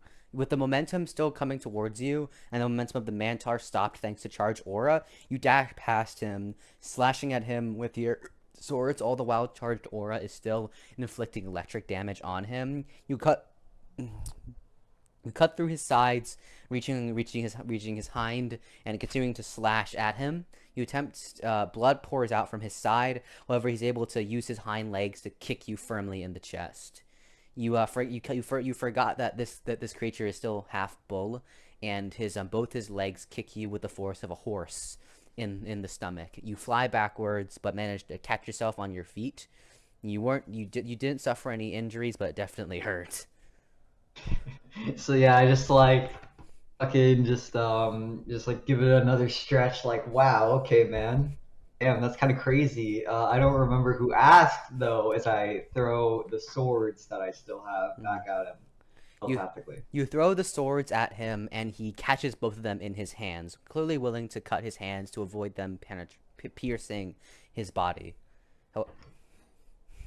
He catches both swords, eventually squeezes down hard enough to shatter both of them. Well, damn. Okay, that's pretty strong. I'm not gonna lie to you. All right. Okay. Well, you know what? Let's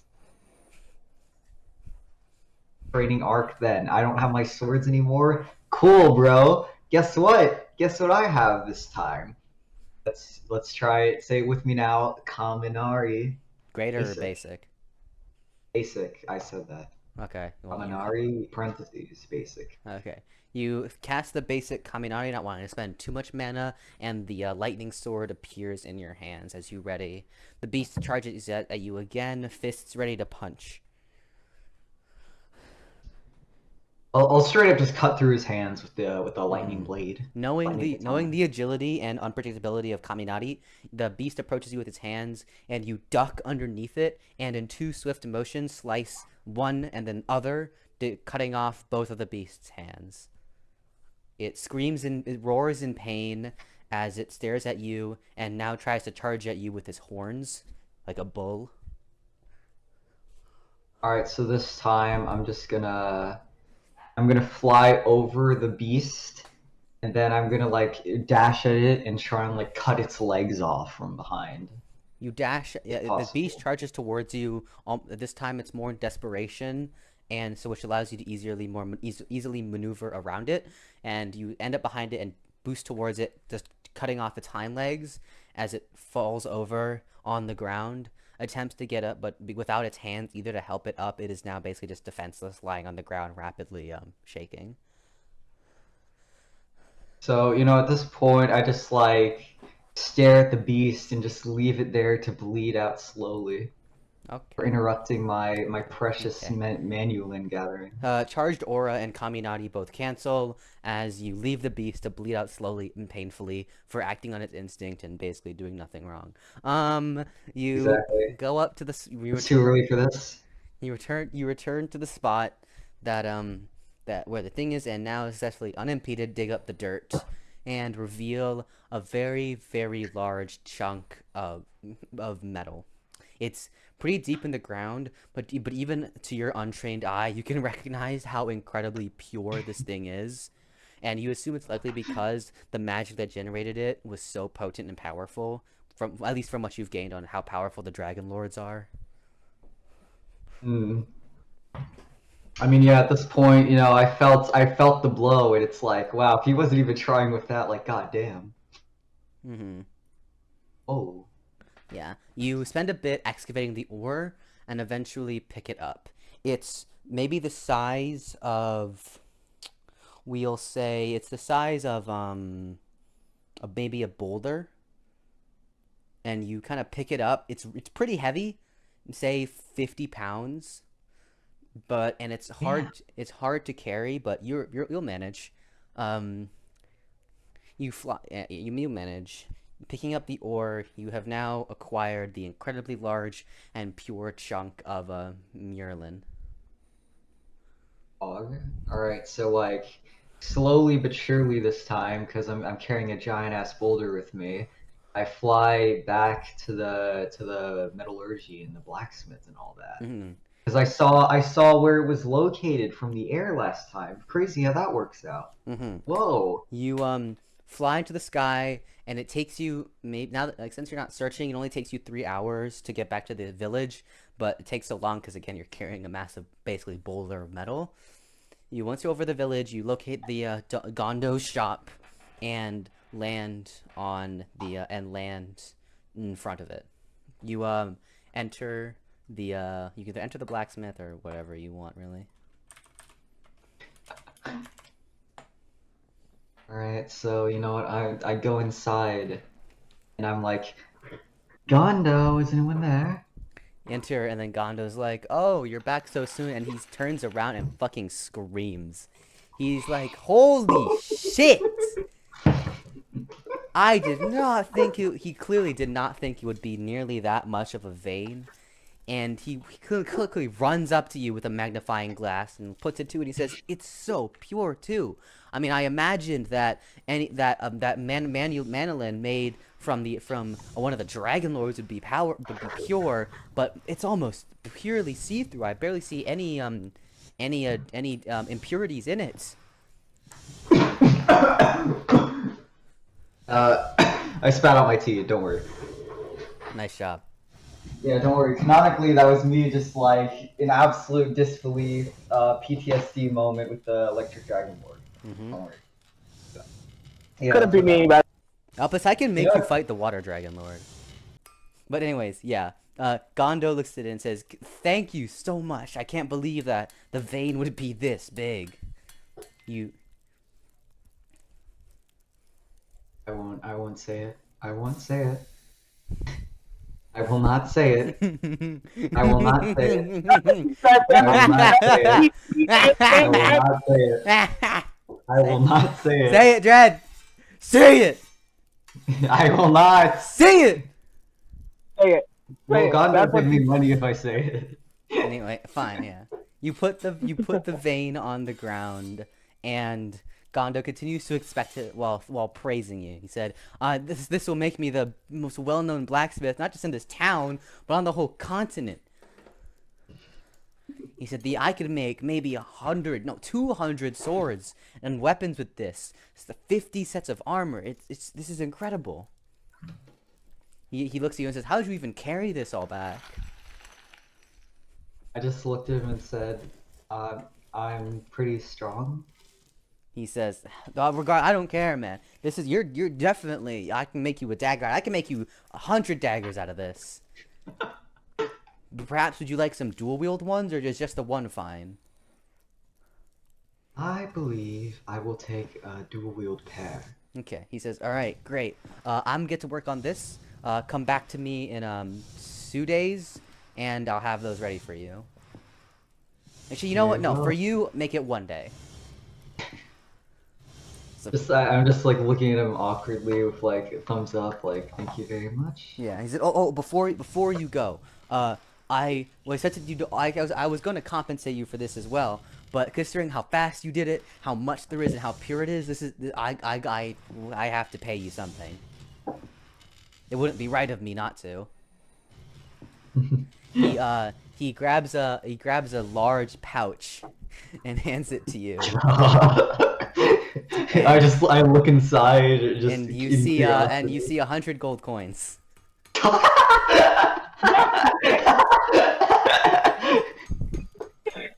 That's it on purpose. You know, He said, Damn. Okay, This socialist. world needs chat. socialism.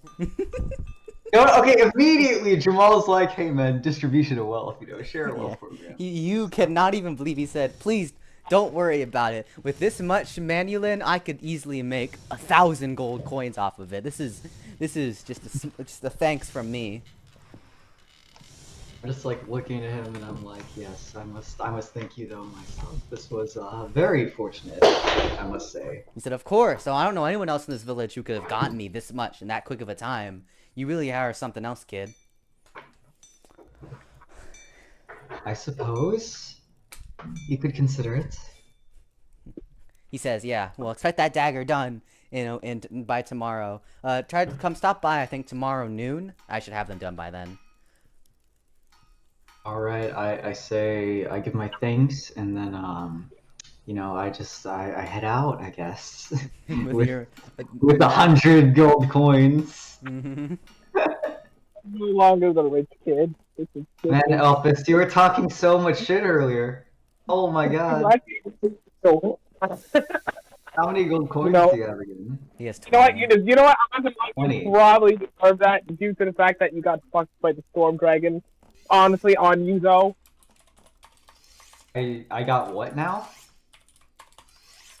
You heard me. Dude, I just survived a blow from like one blow. That's all. Yeah, one blow that fucked you up. That's Dude, what I you just called fuck. flipped me away into another dimension, basically. Yeah. Hmm. But yes, Not anyways, lost Yeah. Right. I'm You leave the guild with this massive bag of money.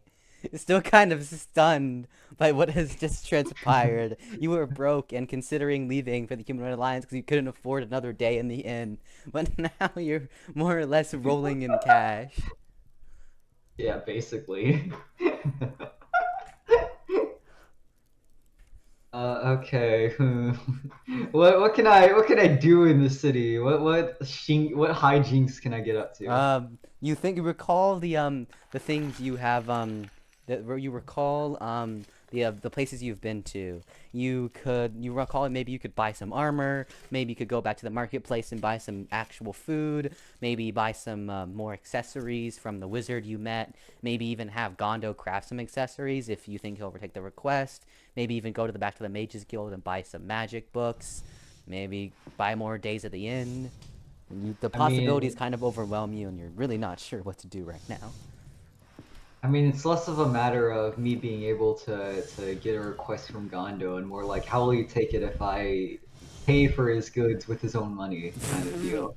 Yeah. And then so you know what?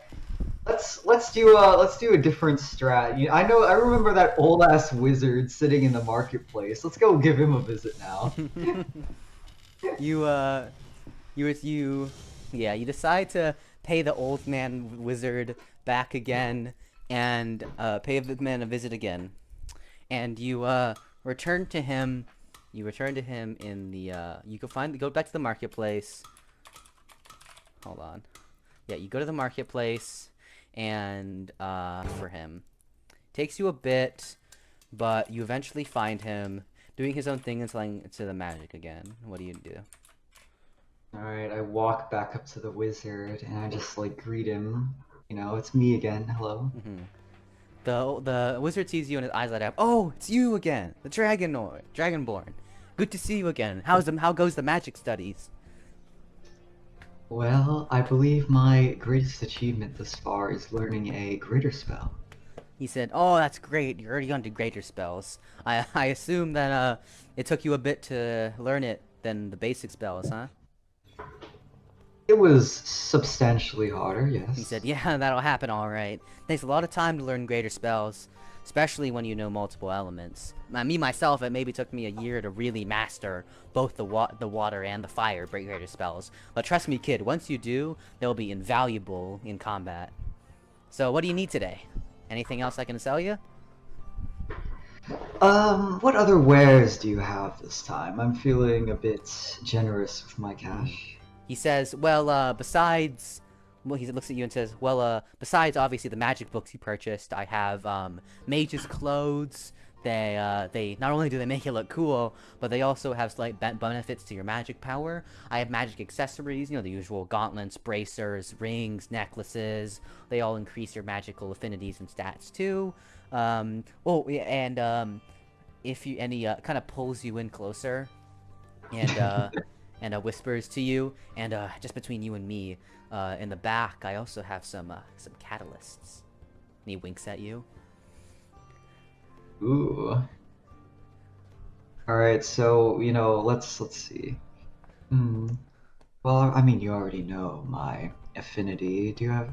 So what about some of these items? What sort of... Could I have a necklace, perhaps? He said, "Oh, necklace, yes, I believe I have some lightning necklaces around here."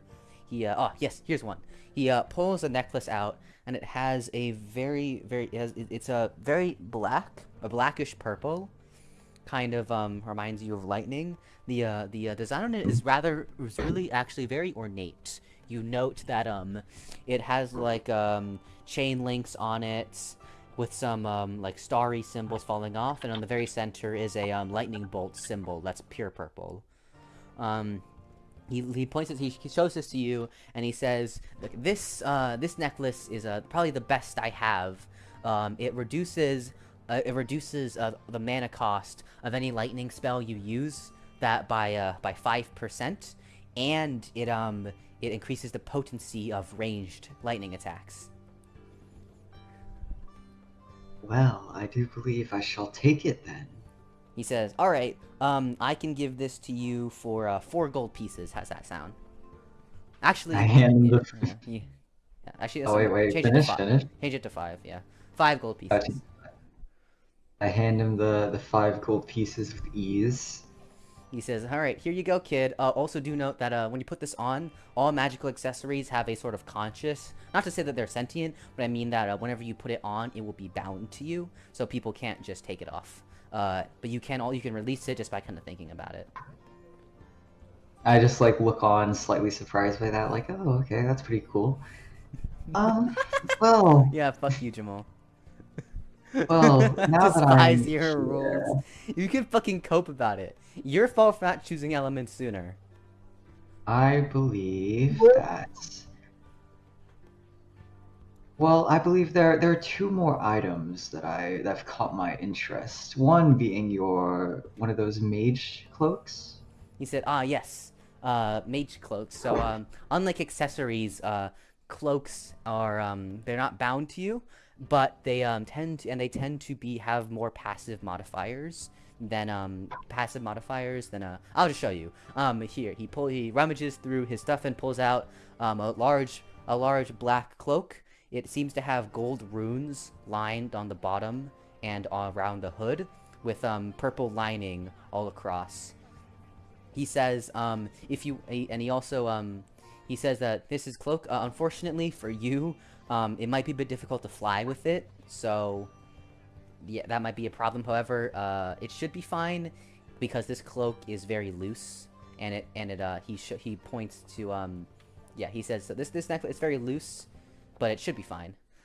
He says, so this cloak, so you notice how unlike the necklaces, as well as other accessories I have, those will give passive benefits to your magic, your lightning damage, for example, your lightning mana cost, etc., etc., right? Mm-hmm. He says, well, this cloak is, kind of has its own separate thing. Accessories rely on on your lightning magic and you using it, but these cloaks tend to be more passive. So this cloak here, it will give you this cloak here, which is a lightning cloak, to put it simply. As whenever you put it on, you can pour mana into it, and the more mana you pour into it, basically do you know the spell Charged Aura? Yes, I do. Well, this was made by lightning mages who enjoyed those kind of defensive spells. So the more mana you pour into it, you can create a charged aura-like effect. But however, if you pour more mana into it than the mana cost of charged aura, you can actually make a charged aura that is more powerful than the one you normally cast. That can even deflect things like arrows or magic attacks. Well, I do believe that I am making the correct decision when I say that I am going to purchase this item as well. He said, and that'll be another 5 gold pieces then. Rummaging sounds. Bam. He says, perfect. He scoops up the gold pieces and hands you the cloak. Alright, so as I dramatically equip the cloak, a certain fallen angel learning about sun elves and the sun faith is just like, he suddenly feels really hyper aggressive for no reason whatsoever. I have no idea why. But yes, we cut back to me over in Castro, and then I ask I'll be honest with you, I'm just picturing like fucking Gandalf the Great rummaging through his mini magic accessories. Not entirely wrong. that's my mental imaging of what this wizard's doing right now. He's got like sunglasses. Yeah, more or less. But yes, I asked the wizard about the catalyst because he was so secretive about this. Mm-hmm. He said he kind of pulls you in and says, see, catalysts, they're not outlawed. However, I keep them a secret because if people knew I had them, they'd definitely try and come and steal them. He explains, first off, I assume, do you know what catalysts are? I can't say I've heard of them. He says, okay, well, catalysts are very, very powerful artifacts. Maybe the most powerful, some of the most powerful magical artifacts in the world. And although they're simple, they're incredibly potent. Basically, as long as you have a catalyst, you can use the type of magic imbued in said catalyst. So if you can't use, say, fire magic, if you buy a fire catalyst, guess what? You can use fire magic. Oh, okay. It's an incredibly powerful thing, and some of the most powerful. There's actually a legendary catalyst that's been lost to time, but some people think still exists, known as the Origin Catalyst, made during the Origin Age, that is said to allow the user to use every single type of elemental magic. But obviously, you know, myths and legends, as we say. I just nod hesitantly, as I'm not so sure that could be considered a mythical, but you know, I let him go on. He basically says, okay, yeah, and although catalysts are limited in their mana capacities, you can actually refill it with your own mana. Basically, what catalysts do is they convert pure mana into elemental mana. That's basically how that works. Okay. Well, in that case, would you happen to have any water elements catalysts? He says, unfortunately, no. The only catalysts I have are earth and fire. Very well, then I suppose, in that case, I will take some earth catalysts, or an earth catalyst, rather. He said, alright, would you like to also buy, buy an earth magic book with that? Might as well. He says, okay, so the earth magic book, I'll get you, do you want the one that has lesser, basic, and greater spells, I assume? Yes, please. He says, okay, well, the Mage's Guide to Earth Mage's Guide to Earth will be 2 gold, and the Catalyst will be 60 gold. Just like look at him and I'm just like, well, damn, those are That's very expensive. Whoa. He says, listen, man, there may be...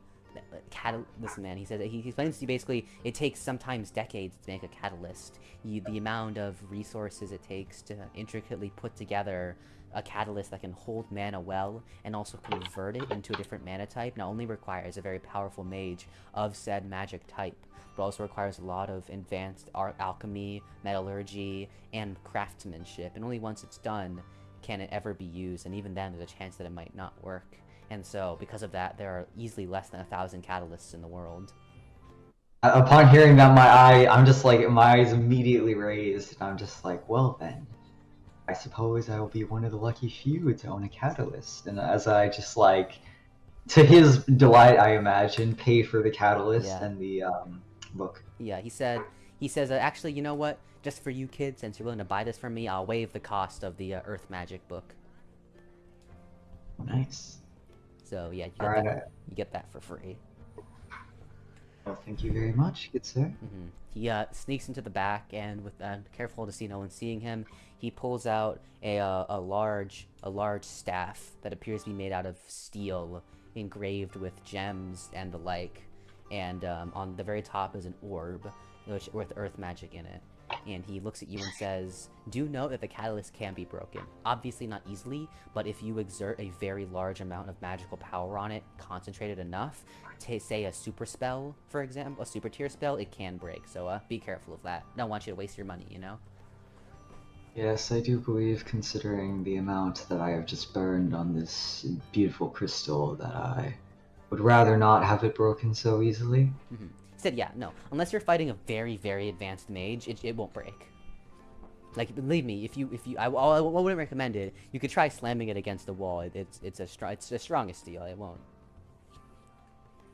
I nod at him.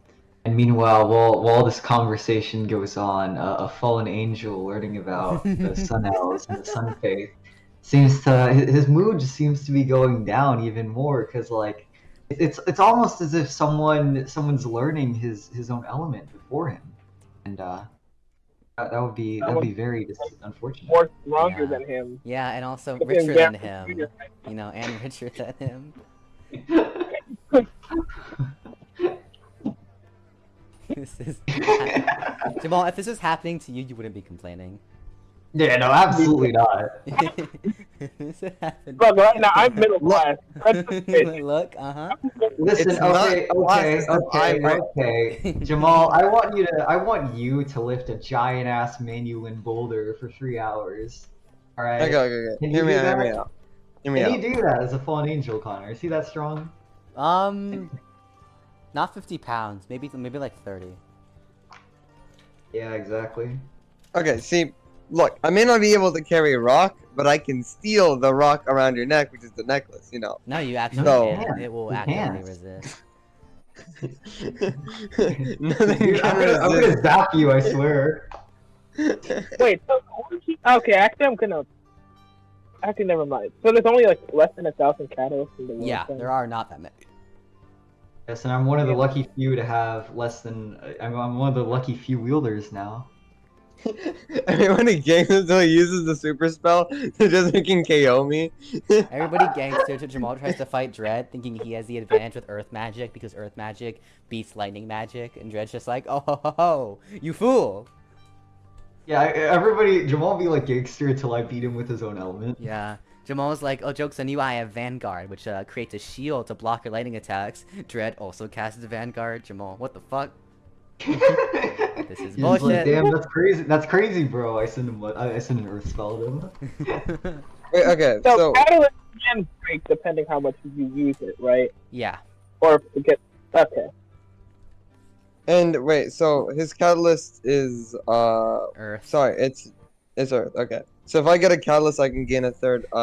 Like I guess. You're probably not gonna get a Yeah, because you're poor as shit.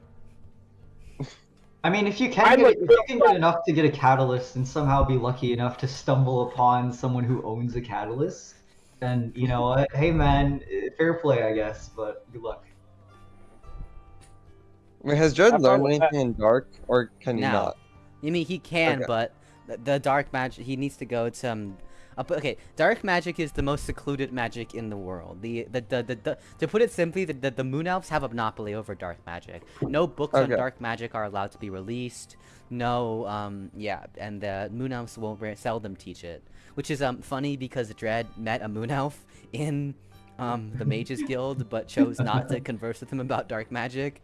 So that opportunity is kind of passed for him. Well, you No know what? metagaming, That's Dread perfectly metagaming. that's perfectly fine. You know what? I mean, I'm gonna got guess. this. I'm gonna guess light magic is Salkyrith. Just like a little. Yeah, you're kind of in Salkyrith, so at the very least, at the very least, Jamal will learn his secondary element much faster than Dredd will, because he is in the capital of light magic. Although he Fine. does have Geo, so technically he does have 2 elements. Yeah. I just have wind man. I'm just vibing with wind man. Yeah, he has I one love, magic. I love how you I love how you called it Geo. You've been playing too much Hollow Knight. No, he's playing too much Genshin. Oh, Genshin. it's also called Wrong Geo. game. Wrong game. Damn. I Yeah. see. Well, Geo is the currency. To Well, be fair. Elpis, you went Wind and Light, right? I went wind and light. Yeah, also, and when the Sunstar Festival comes around, you'll end up in Salkyrith as well, and you'll be able to learn light magic. Yeah. Well, actually, I mean, no, I you- have a light magic. You bought Light 101 for 4 golds. Yeah, I did. He has a I Light can already 101. learn. Yeah, he can learn light magic. I'm- He just hasn't yet. I'm just so fixated on wind magic, mostly because it probably benefit me more. Yeah, a little when- bit. when- That's yeah. like- Anyways, Listen, yeah. all I'm saying is lightning is cool. Yeah, fair Anyways. enough. No, yeah, look, yeah. Yeah, no, lightning looks amazing. Yeah, after you're satisfied with what you've purchased, with a still hefty 30 gold coins left, enough for which is still enough for since it's 3 nights for 5 gold pieces, technically speaking, you now have enough for around 360 nights. So basically a whole year. Damn. Okay. I could stay there for a year if I so chose. All right. Well, you know what? I decide I head back to the tavern with my new drip. With the drip, Yeah, the lightning drip. I look fucking badass now. Can you imagine it? I got the lightning necklace, looking shining pristinely. The cloak, the cool purplish black cloak. Yeah. I'm wearing that too. You know, with the horns and my height, I look fucking intimidating as hell, probably. Probably. So, you know, I'm rocking up to the tavern and I'm like, yo, what's up, innkeep? Yeah. You return to the tavern. And the innkeeper says, "Oh, I see you went out and made some purchases, kid." I suppose you could say that. He said, And there's one last little purchase, I guess, to make. I say as I hand him the 5 gold coins. "You mean silver coins?" Silver coins, yes. Yeah. Well, you put a gold Yes. coin on him, and you put a gold coin on his table, and I assume you want 3 more nights. Yes. He said, "I'll take do. 3 more nights." And the innkeeper smiled and said, "Great, good to have you." He takes the gold coin and hands you back 15 silver coins. Let's go.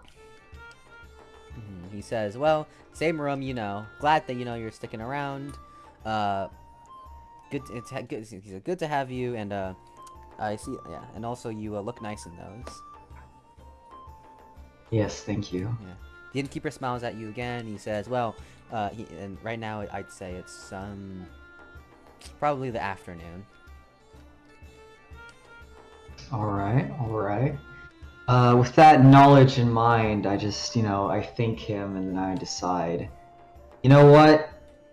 Food. I should probably eat something. I haven't eaten something in a while, so I decide, let's stop by the bar area and let's pay for something. You step over to the bar and ask the one of the chefs there, well, I guess barkeep, for some lunch. He says, "Oh yeah, I can hook you up." He goes to the back and requests the chef, and he says, actually before he goes, the guy says, "Do you want the basic or deluxe meal?" Considering I haven't eaten much, I'll go deluxe. I'll splurge a little bit. Yeah, he says, "Alright, that'll be 10 silvers." I give him the 10 silvers. You get 10 silvers. You're now at 29 gold pieces and 5 silvers. Still more than Elpis, right? Yeah, absolutely. Let me write this down real quick. Sylvia's Alright. notes. Bought lightning necklace for 5 gold. Bob, Look, you only got 29. Okay. lightning, I think I. cloak, for 5 gold. Maybe I'm. Yeah, I'm not that much richer than you, Elvis, but like the Catalyst, thing is, yeah. 4, 6. Where's your deluxe lunch? Where is it? I think I was given 5 more gold though. I think so. It was for killing that extra worm, and then Yeah, no, you got I think 5. about 21. Yeah, I so think it was you were about at 14, and then you got 3 for the quest, and then 4 for the yeah, so you're at 21. Yes. Yeah. Okay. That's very, very cool. Okay, yeah. He after waiting for maybe 10 minutes, he brings out the deluxe meal, and it is much heftier than the breakfast. Very large cuts of steak, what appear to be mashed potatoes even, and a bunch of and a few other goods, including corn apparently. However, this corn appears to be different colored corn. Okay. You note that Well, I a lot of the think, food. You note that a lot of food in this world seems very similar to what you're used to in your world, with slight differentiations and changes. Well, that notice in my mind now, I just decide I dig in at that point because I haven't had much. Haven't been having much breakfast, much dinner, you know, all that. Mm-hmm. So let's munch in. You spend 10 to 15 minutes eating the meal, really enjoying it. Tastes really good, and you finish, and the plates are taken away. All right, what time is it now that I finished my deluxe meal? We'll say it's evening. Evening? Okay. What else? What more is there to do? I mean, I'm assuming that if I try to go back to the Mage Guild and in game for Dark Magic, the Mage is not going to be there. We'll obviously. see. Oh, I mean, if we'll see, then might as well try. Mm-hmm. Like before it's nightfall, I'll give it a shot. I'll go over. Figuring that there's no harm in checking and nothing better to do with your time, you exit the tavern. You exit the tavern and wrong command, but it gets the job done. And exit the tavern and enter the Mages Guild once again. Pog. You recognize everything. It looks nice, and the amount of people here is obviously diminished because it's getting later into the night. But you decide to take a look around for the Dark Elf. You look around and unfortunately don't see the Dark Elf. However, you consider asking the receptionist about it. Alright, so I decide I just shrugging it off, I go over to the receptionist to collect some vital information. Mm-hmm. You approach the receptionist and she says, "Hello, how can I help you today?" Yes, so I heard there was a dark elf magician over here Moon Elf. some time ago. Moon elf? Okay, thank you. I heard there was a moon elf magician somewhere here nearby. Oh, Alexi? Yeah, yeah, he's a pretty common person, appears around here. May I ask what you wanted with him? Well, I couldn't help but notice that he's a dark magic practitioner, and I haven't seen many of those around recently. Yeah, the Moon Elves have always been very secretive about their dark magic. You will seldom find a dark magic user who isn't a Moon Elf, not because they don't get the affinity. I take it you have the affinity for dark magic? Yes, I do. Yeah, it's unfortunate. A lot of people get unfortunately stuck with the dark magic affinity, but can't really learn about it because the Moon Elves don't like sharing that information. In my slight wrath, I curse out the name of a fallen angel over in Sal Kyrith who made the joke that I want to invite Alexi to Hoi 4. I curse out his name. I don't know whose name it is, but I curse it out. And then I respond to the receptionist. Oh, that's very unfortunate then, yes. Yeah. Do you know where I could find him by chance? He would have gone home by now. I obviously don't feel comfortable disclosing his, personal information to you. However, he is generally here in the morning to do some reading. So, if you want to stop by then, I'm sure he'll be here. Alright, thank you very much. That'd be very appreciated. And I just like thank her. She says, before you go, do note that try not to push his buttons too much or pry too much. He doesn't really like getting into that kind of information, and if you really want to get information from dark magic out of him, yeah, I would advise not doing that. Okay. I note her concerns, like as I scrunch up my eyes. I'm just like, okay, very well then.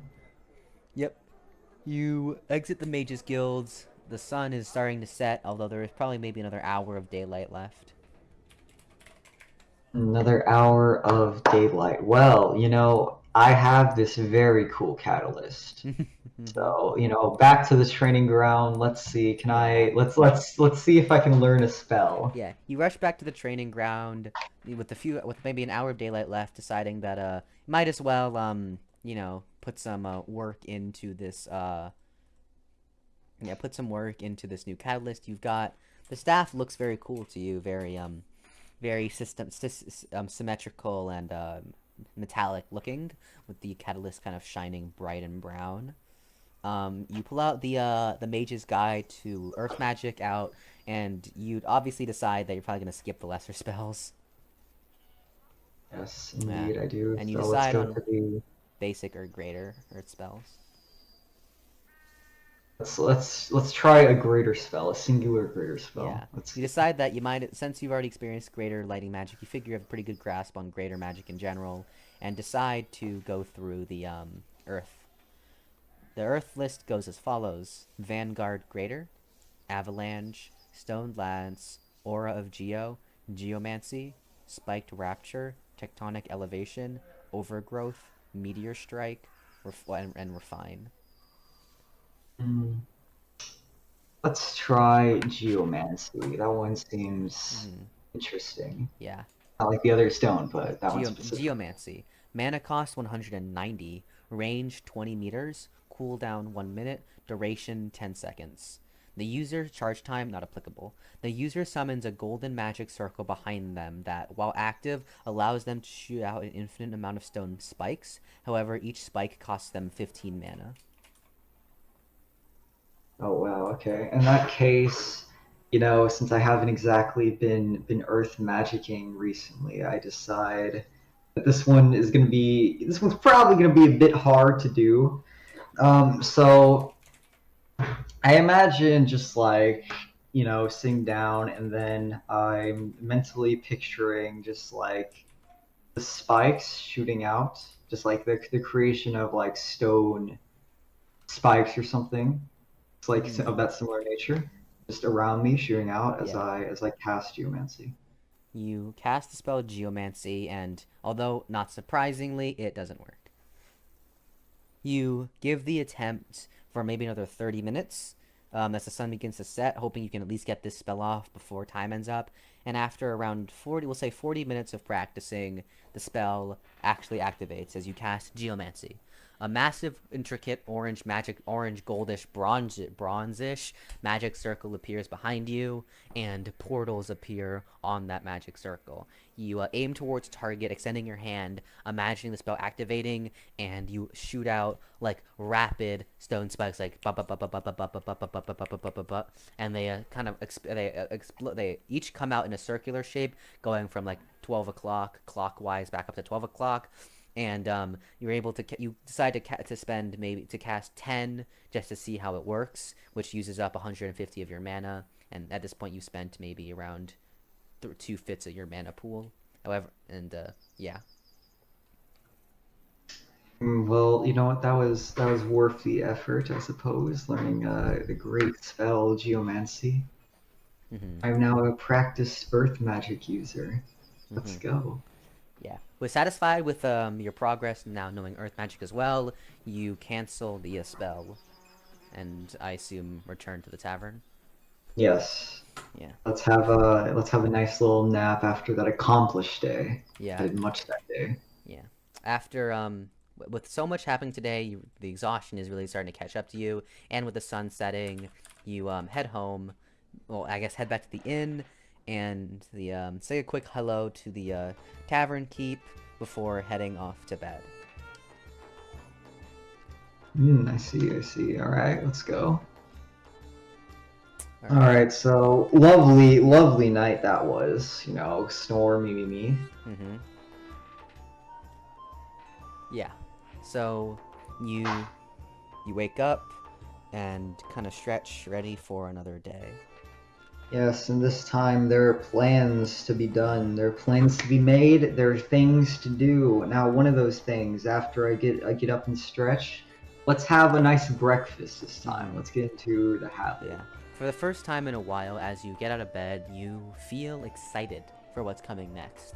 Because now you finally feel like prepared. After fighting Mantars, Trevants, and Sweet Talkers throughout the Great Monster Forest, barely scraping by with cash with the abandoned bag you found in that cart, finally you have yourself established in this community to an extent. You know the place, you know the people to an extent, you've met people, may have made acquaintances, and now you're not only exploring the magic you chose, but also exploring magic through catalysts. You've acquired weapons, are going to acquire weapons soon. You have accessories, armor, cloaks, and most importantly, money. You finally feel like you have reached a point of stability in this world and can actually start doing what you want. And with that, you exit your room and approach and walk downstairs for breakfast. Yes, lovely breakfast I'm about to have. Yeah, you approach the tavern keep once again, saying hello, and he says good morning, kid. He said, let me guess, breakfast today as well? I thumbs up at him. He prepares some breakfast for you, and you take a seat, and he asks you, anything interesting happening today? I incline my head and then I nod at him, just like once or twice, just like yeah, pretty much.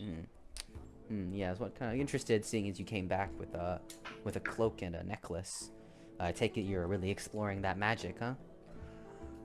I nod once more. I'm not a morning person. I don't talk much in the morning. He says, I take it you're not a morning person based on that response? Just like he gives a thumbs up, basically, like yeah. Yeah, well, okay, well, I'll leave it to your breakfast, but if you ever want to talk, maybe learn more about the town, we can come talk to me later today when you're feeling a bit more up to it. How's that sound? One more nod. Okay, well, breakfast will be out in a few minutes for you. He walks away. Yes, as any Mantar will be able to tell you, don't interrupt me in the mornings. It will not go well. I like how Dread is officially by far the most successful of everyone in Althvinhaim. Meanwhile, somehow, some way. Meanwhile, in Burb's second session, her ass got almost killed by a fucking angel. Yeah, no, like there's no way Burb would just like not be using magic just cause she doesn't need to. There's no scenario. Yeah, where, she's busy getting almost murdered by priests of Eastern Vitidism. I don't know how that's Sorry, possible. the Western Vitidists are fucking on her ass, and so she's. Father Morning, please don't come at me, it's the angel. She's too busy running from the actual Inquisitors to be worrying about magic. What do you expect? The Magic Inquisition? Oh, no, there actually is. Yeah, the Inquisitors are the militant force of Western and Eastern Vitidist. Oh god, there's actual. Wait, what is? You'd know this if you read the religious documents. Oh yeah, that's true. Wait, am I more successful than Jamal? Yeah. Oh, absolutely. You have money. Oh, that's fair. You also have friends. Wait, what's that?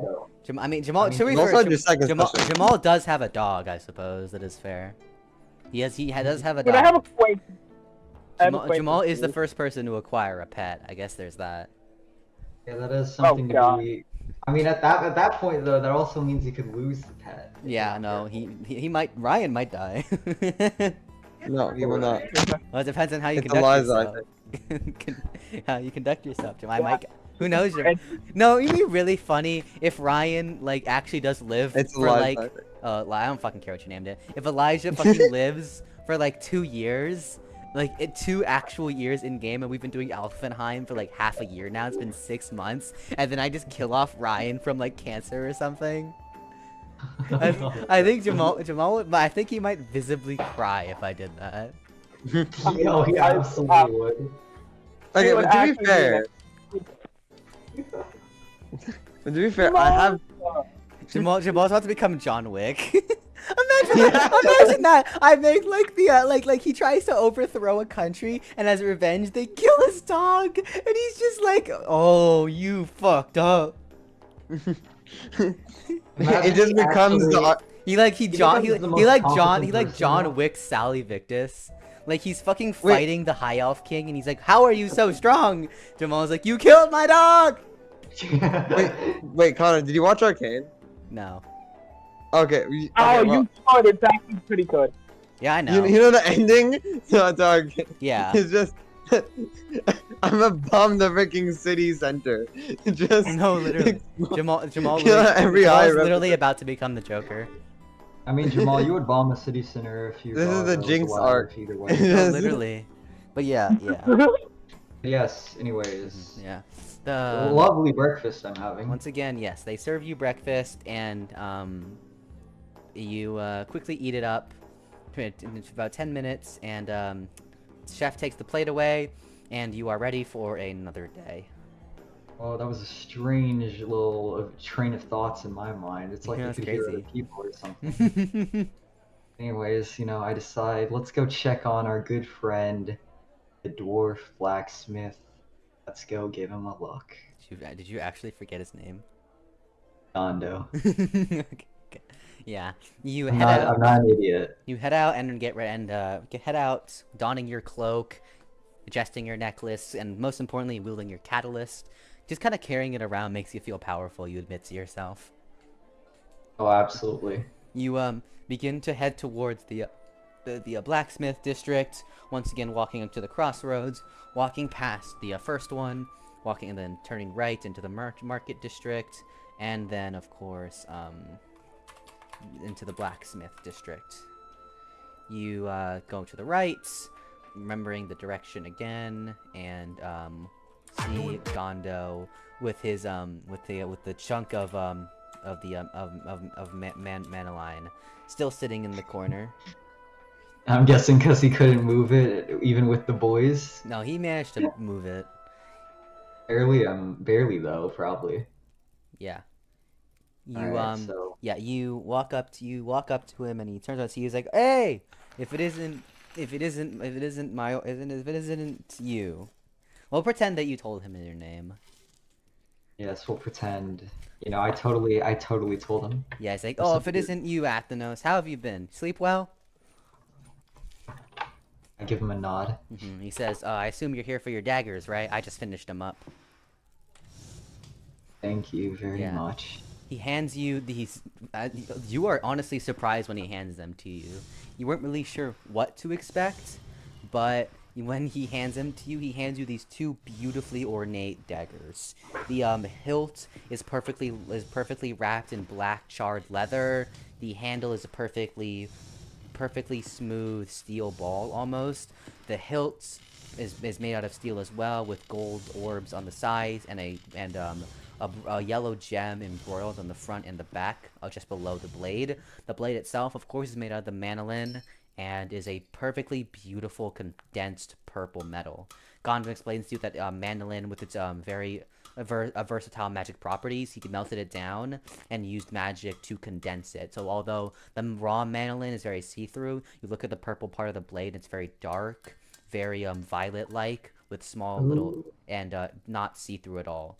And so you pick up both the blades, and Gondor basically tells you, now try pouring some of your lightning mana into it.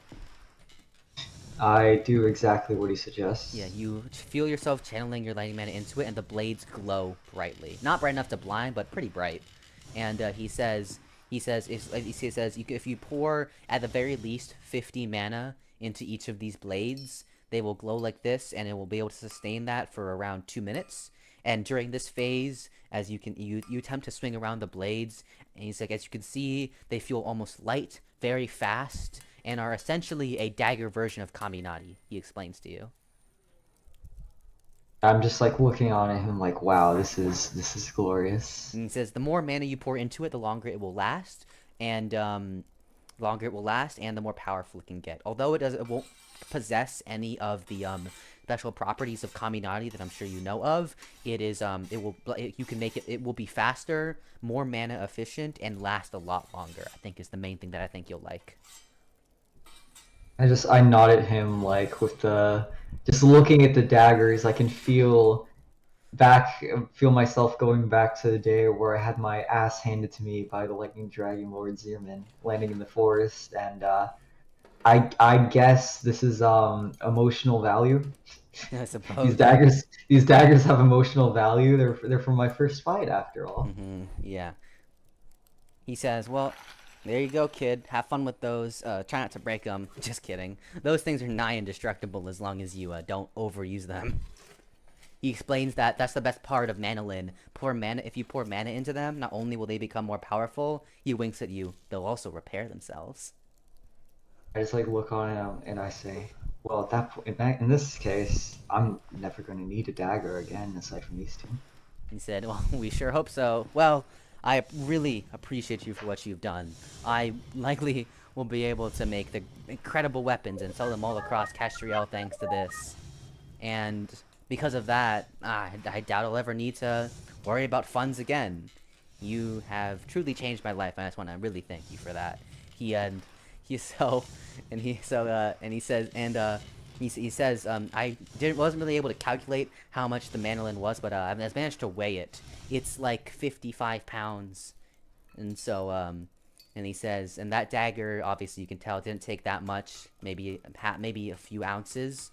And I went ahead and did the math on, assuming I used this Manolin, and it's for most efficiency, how much money I can make.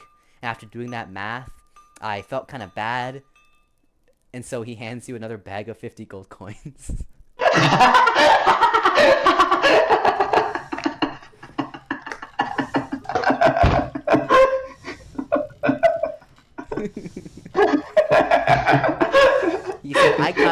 He said, I calculate I can make at least 5,000 gold coins off of this. So I feel another 50 is only just to compensate. I just like looking at him and I'm like, well, at this point, I must thank you very much for. Well, I suppose I will give my thanks and thank you in return. Of course, kid. And hey, if you ever need a blacksmith, you know where to come. I've basically just gotten like a private blacksmith for this because he's never gonna need to like take a job again after selling all these weapons. No, literally. He's a millionaire at this point. Yeah, more or less. I made the Elon Musk of doors, Jamal. What have you done?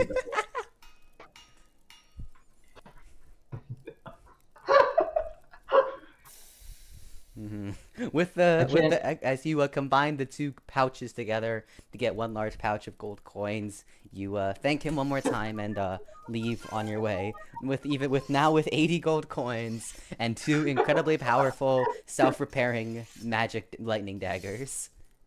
Dude, these daggers that Zierman were made from the ore that formed from Zierman kicking my ass, and I'm gonna use them to kick Liza's ass. Yeah, see, this is what happens when you have long sessions, guys. Long sessions equal fun shit. Oh yeah, no, absolutely. I'm gonna go for. Can we go for other longest session? Let's see. We're at 2 hours and 40. You still got 40 minutes left to go. Are we gonna go? Can we hit the 4 hours, boys? I'll be right back, Connor. I have tea. Okay. One moment. Wait, where is Dread currently on the map, though? Humanoid Alliance, Giant Town. Okay. Did you ask if he was in Soli Victus? No, okay. Look, never mind. That was wrong. I don't know. Stupid? Cause he said he was in Althvinhaim earlier, so I was like... a /J, you dumb fuck. Oh. Well. Oh my god. He literally put a /J. It's right there. Jamal. I may be blind. You dumb fuck. I may legit, okay. Okay, look. Don't type that. It's unneeded. You know what I mean? It doesn't really bring the people together. No, not Jamal. Not Jamal. It's not Jamal. Dread. Fuck.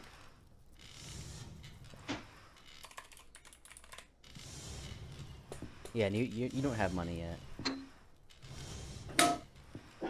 No money for you. Yeah, that's not happening. That there aren't really taxes on gifts. See, I don't think you know how tax law works, Jamal, but you don't tax gifts. That's really objectively. I mean, I think if the gift is large enough. Yeah, you 25,000. 500 gold coins. How big are these coins? It's 100 gold coins. Like, what is the real world value? If I had to put a price on it, I'd say that a gold coin is probably $50. Okay, so imagine the tax laws are different in the humanoid alliance. Okay, you're not gonna pay taxes to the humanoid alliance anyway. Yeah, no, I think you pay in a different way. It's your fucking life. I think they just take. They don't tax. Yeah, I don't think they tax. That's a good point. They just come to your door and it's like, Gib. Yeah, Gib or die. Gib or the 6 SCP. Gib or literally get SCP'd to death. No, you become an SCP. It's Joe. Yeah, that too. Yeah, 1 second, editor here. Just gonna speed this up a little bit. I was just leaving those parts in because it was funny, but I'm just gonna speed this part up now. All right, cool. Anyways. All right, so where were we? If I remember correctly, we were just coming. I was just like coming out of the blacksmith. Yeah. Yeah, the blacksmith with Albus, after seeing that, Dread made even more money.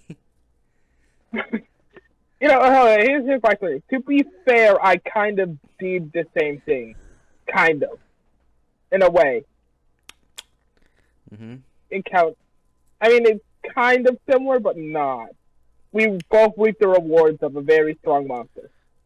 Yeah. I mean, I didn't really war against a strong monster. I flicked him and he fucking flicked me back, and his flick was so powerful I landed different content on a different continent.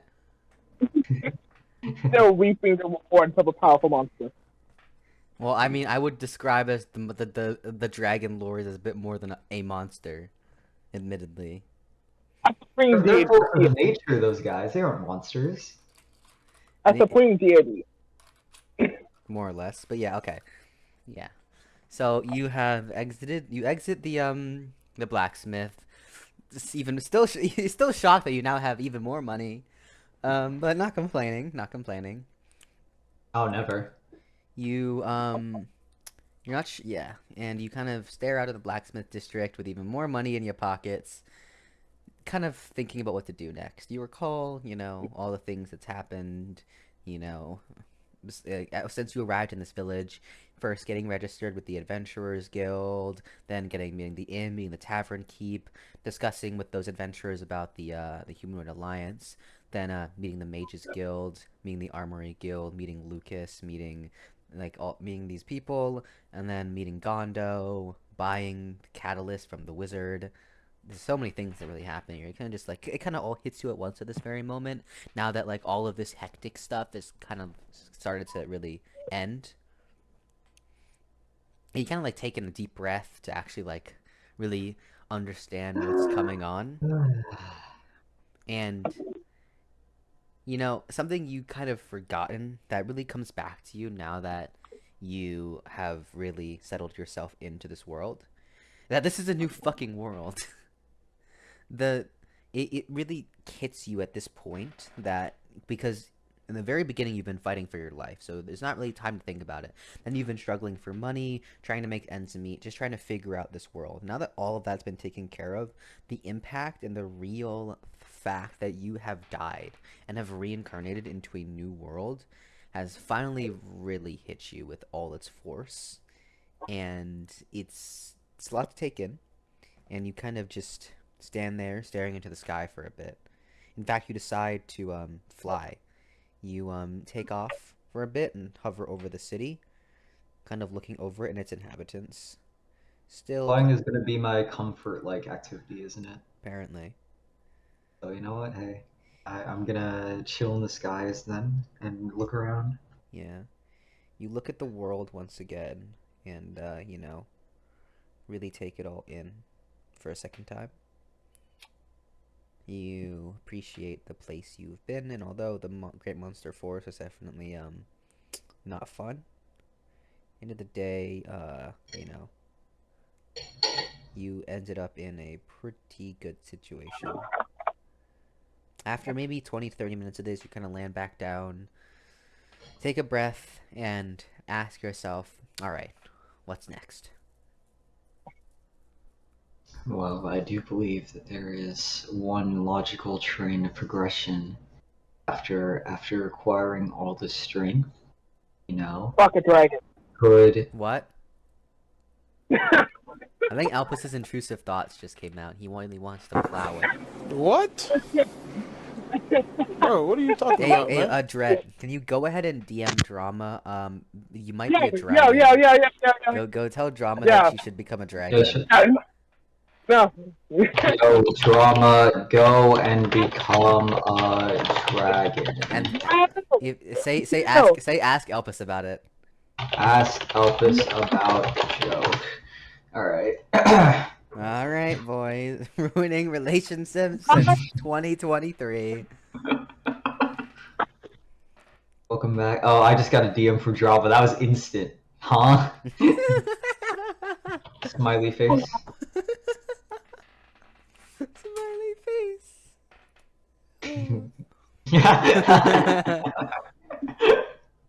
I don't know why Elvis, but you fit Rigby too well for some reason. It's actually a good point, honestly. Oh, that's actually. Like I feel like you can make your own So, version Elvis, of have you Rigby gotten and it a will like DM stay yet? true. Elpis, have you gotten a Yeah, DM? What'd she say? I hate you all. What'd she say, Elvis? Spill the tea.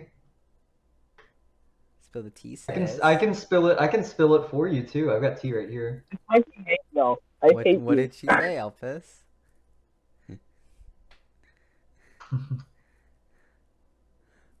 Eh? What'd she say? You muted. Bro, muted. It's probably getting like a voice call from Drama. Fucking probably. Anyways, well, he's having to deal with that. Let us continue. Yes. All right. Agreed. Yeah, you were asking yourself what to do next. Well, there are two courses of actions that I can take. Both lead to one outcome. Ultimately, I gotta go to the Humanoid Alliance and see what's up there. Because I've heard some bad things about that, and also their dwarf-ass dictator lies. Mhm. So you know what? I could right now go and visit that dark moon elf mage who knows dark magic over at the Mages Guild. I could do that. Considering, however, the warning, don't press too much, and how most moon elves don't really show their magic, like the dark magic. They aren't willing to share much. I've decided that the correct course of action is to go back to the tavern, get my stuff, and set up for travel to the Humanoid Alliance. Bird However, didn't even try to meet with the Moon Elf. I mean, okay. I mean, the thing is, right, I can go try, and I probably will, because it's a new day, who knows? Let's have some fun, right? And there isn't really much else to do, I suppose, aside from get some more accessories and items. And You know that you're food rich and all that. again. Yeah, other than how I'm a rich asshole once more. So you know what? Let's rich asshole stroll our way all the way over to the Mages Guild. Okay. Deciding Let's that wrap it up. remembering what the receptionist at the Mages Guild said on how Lexi is generally at the Mages Guild in the morning. Considering it's still the morning, you decide to head on over to see if you can catch him. You head on over to the Mages Guild and open the door and see the Dark Elf in the corner of one of the rooms on a bench reading a book. Okay, I'm so sorry, but guess what just happened? What? Dread, I'm asexual. He still couldn't even if I was a dragon. just respond with, it was his words, not mine. His words, not mine. Damn, Elphys, you just got shut down. Yeah. You couldn't be a bard to Drama's dragon if you tried. You know, understandable. That's fair. That is. Welcome to ruining relationships with Dread and Sylvius. Starring our latest victim, Elpis Vex. So Elpis, out of all 1,723 candidates to have their relationships ruined personally by being fucked with Sylvius, how does it feel to be the 1,724th victim? I hate you. That's the response we normally get, yes. Yeah, anything new? Anything original? Or, you know, I've heard once, like at least 15 of them have threatened to fuck my mother personally once. I hope you stop. Anyways, yes. You notice the Alexi the Moon Elf in the corner reading a book. Alright, I'm just gonna slink on over. You turn into a slinky and begin moving towards. Wait a minute, wait. Before we continue with that sequence, Drama also sent me a response. Let me share with the crowd. Fair enough, he didn't tell me the actual joke. Do you want to enlighten me on what the joke was?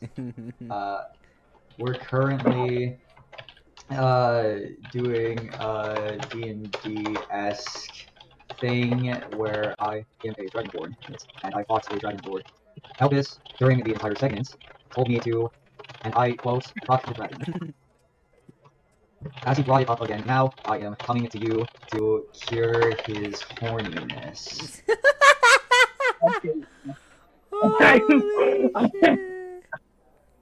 Great. That's amazing. I blame you. I honestly blame you. Oh, I take all the blame. Are you mad? Are you always mad? Are you a little bit just a little bit furious, dare I say? Bitches be tripping? That's crazy. I don't even know how to feel. 1 sec! 1 sec! Holy shit, Marcus, he's done! He's done Bro, something! Elvis, you better lock the door, man. Drama's about to come in. Elvis, I got this song for you. That scream! There's an actual bird, I swear. Burb? An actual bird, yes. What'd she say, piss boy? He's silent, dead silent. I got bonked. He got bonked. Wait, you should show us the bonk. Yeah, please. I'm putting so much effort into my casual disses as of late. I want to see the fruits of my products.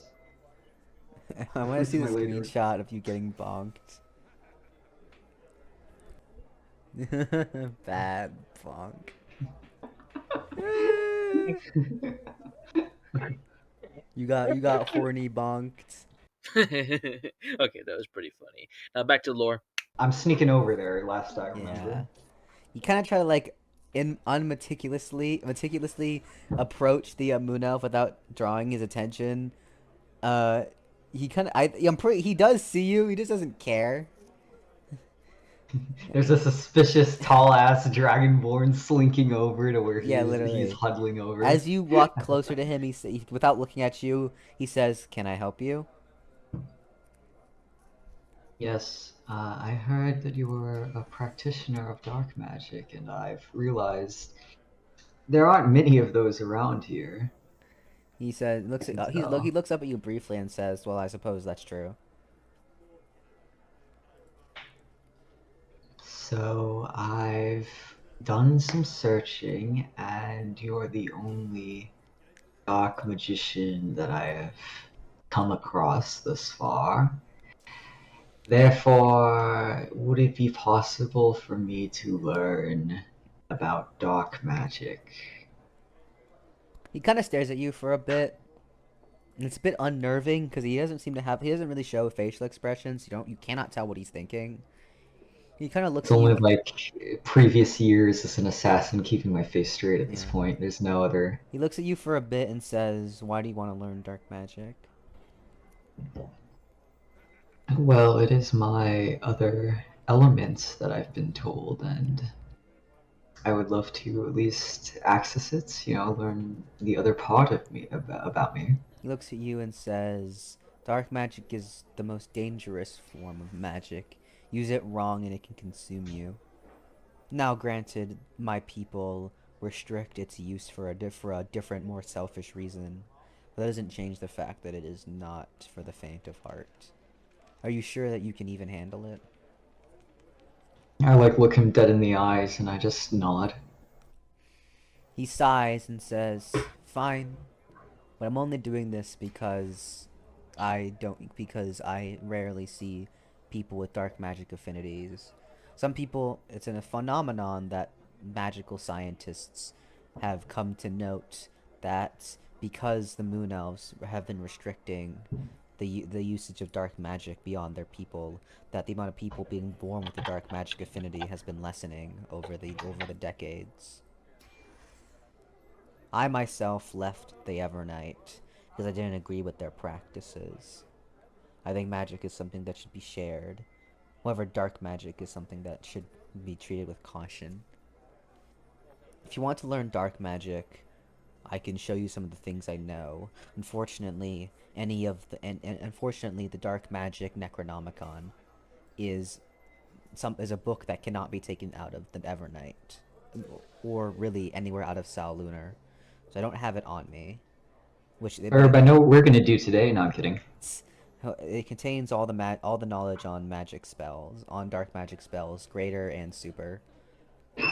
He says also note that dark magic and light magic don't have a basic tier. They're only greater and super. I just look on, surprised. That's interesting. Why is that? He says because light magic, dark magic are the higher tiers of natural elements. I'm sure you know the normal fire, water, earth, air, lightning, and ice. The tiers above those, as almost superior types of elemental magic, are light and dark, and the very pinnacle of it all is cosmic, which is the most powerful, but also the hardest, the most expensive. Oh.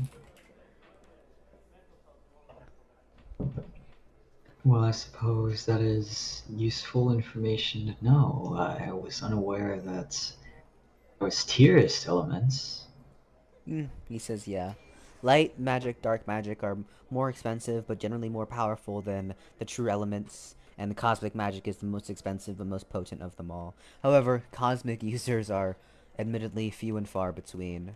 I'd say that in my lifetime I've met maybe a handful, no less than 10. No more than 10, sorry.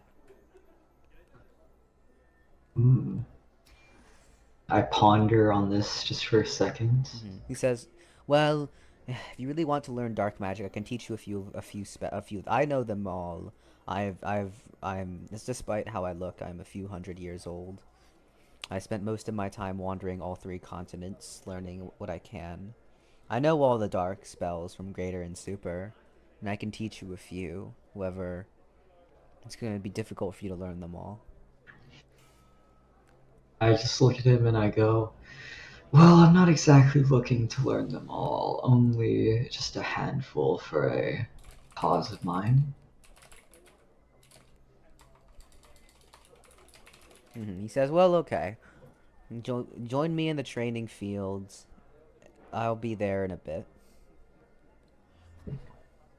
Dude, Connor, if I was anyone like less than if I was like Jamal, then if this magic was given into the wrong hands just so easily, so freely, dude, fucking wow. Wow.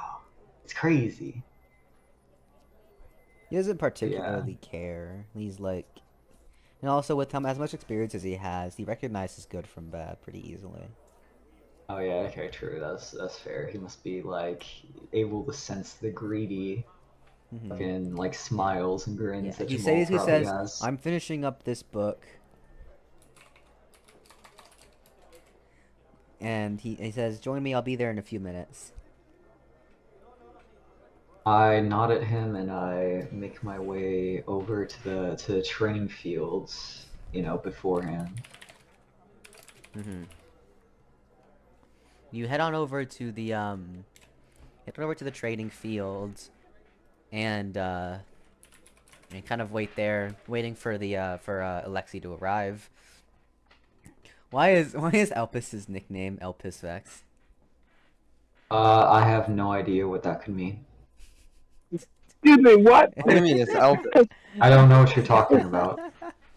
It's Elvis. I mean, yes, you are not wrong. I'm You know just what? gonna guess that Dread took the move.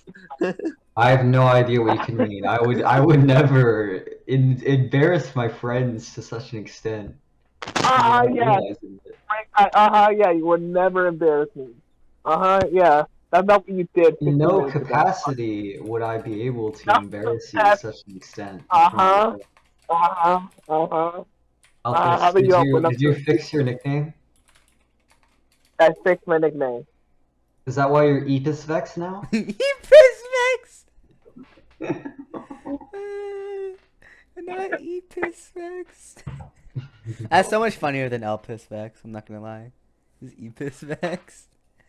Oh no, 100%. He's like, yeah, I fixed my nickname, Dread. Good luck. And I'm like, yeah, okay, Epis Vex. Epis Vex? That's so much I gotta funnier. get Yeah. Anyways, yeah.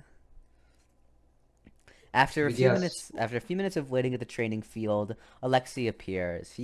After seeing him in the daylight, you realize that his clothes are a lot more intricate than the dim light of the Mages Guild gave him credit for. They have very like a smooth like dark bluish black whitish attire.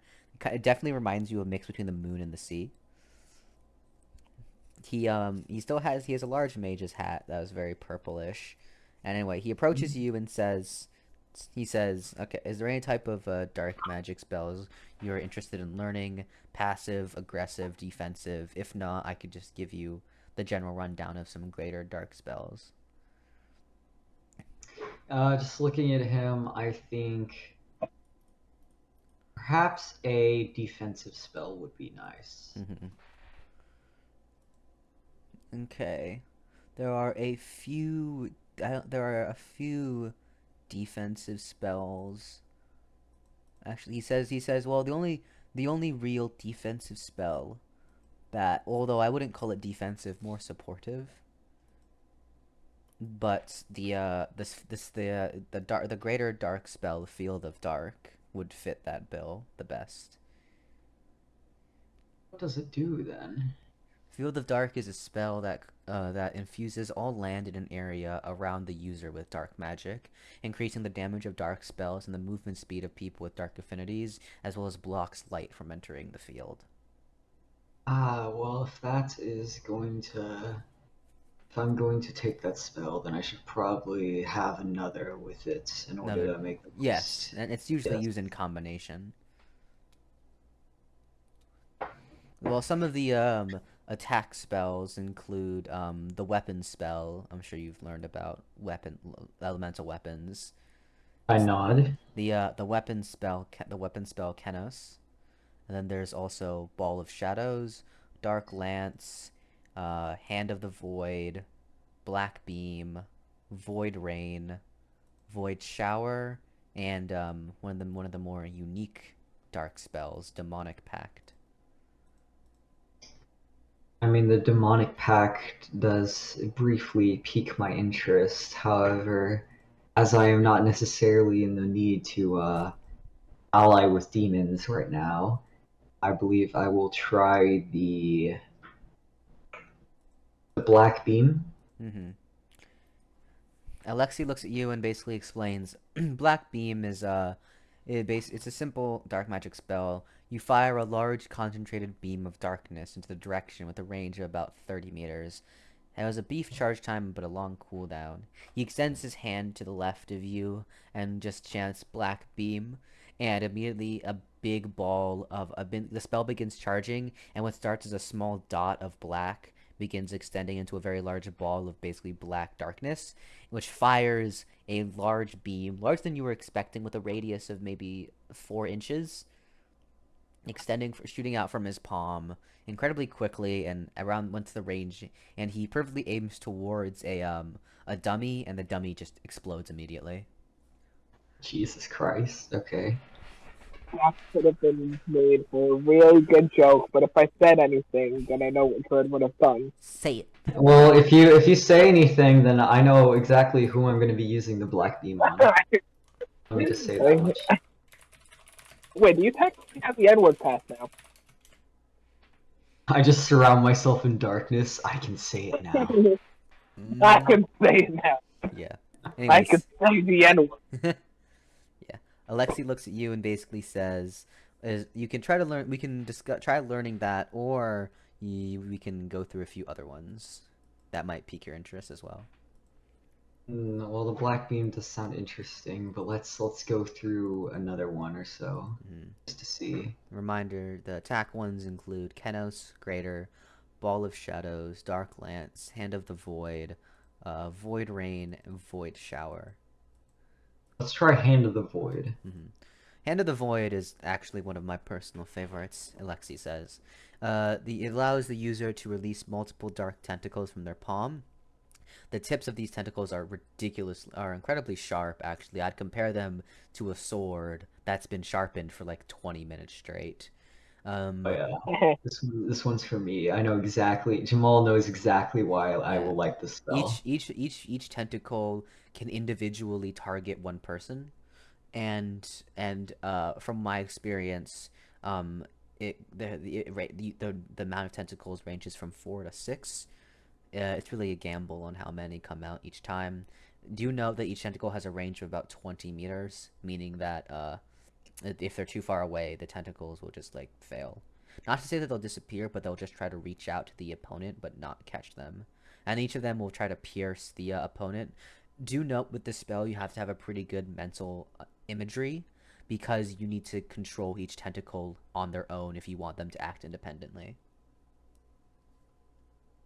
Just like I'm looking at him in surprise, and then just like with a determined like look, in order to well, not master the spell, but to learn it, I've decided to try basically just what he would recommend with the spell. So like I'm starting to imagine it, eyes closed, hand out. So let's see. You attempt. Yeah. You close your eyes and imagine the attack. With the help of Alexi visually showing you what the spell looks like, you definitely have a much easier time imagining it. And after a few attempts with some of his guidance, you were able to learn the spell and activate it in just 10 minutes, much quicker than it took for you to learn the earth and air greater magic. I'm just like looking at him, and I think Alexi probably giving my first short bow of the entire session just for his assistance. He kind of nods at you and says, we can cover Field of Dark as well. I do want to know that there is actually one other utility dark spell in the greater tier, Shadow Walk. Shadow Walk? What does that do? He says, follow me. You follow him and stand next to one of the wooden masts, with the sun roughly at 2 a.m. The shadow is with 2 a.m. and I would say sorry 2 p.m. The shadow of this mast is pointing in a direction. He tells you to stand next to the post so that the shadow that your shadow touches the mast shadow. He stands next to the mast and casts Shadow Walk, and he disappears. But you notice, you look at the shadow of the mast, and there is a small spot on the shadow that is slightly darker than the rest of the shadow. That shadow that rushes very quickly up the shadow of the mast into your shadow, and he pops up, and then Alexi then pops up right behind you. Oh wow, that's. I look on odd as I'm just the sheer usefulness of this ability cannot even begin to be understated. Screw the other utility spell. This one's useful. For the first time, Alexi actually gives a wry smile and he says, "Yeah, it's my favorite one too." All right, well, with his assistance, assumedly, I also try to, like I'm positioning myself against the mast, trying to activate Shadow Walk myself. You give it a few shots, and eventually you get it down in about 15 minutes. It seems a bit more complicated than Hand of the Void because it's a utility move. And Alexi explains to you, he explains to you, this spell obviously it has its utility, but do note that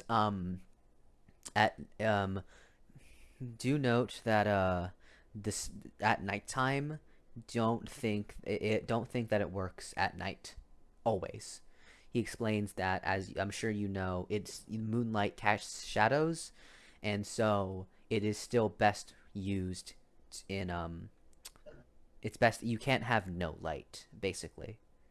He explains that the best utility he's found for it is in dark rooms with singular windows.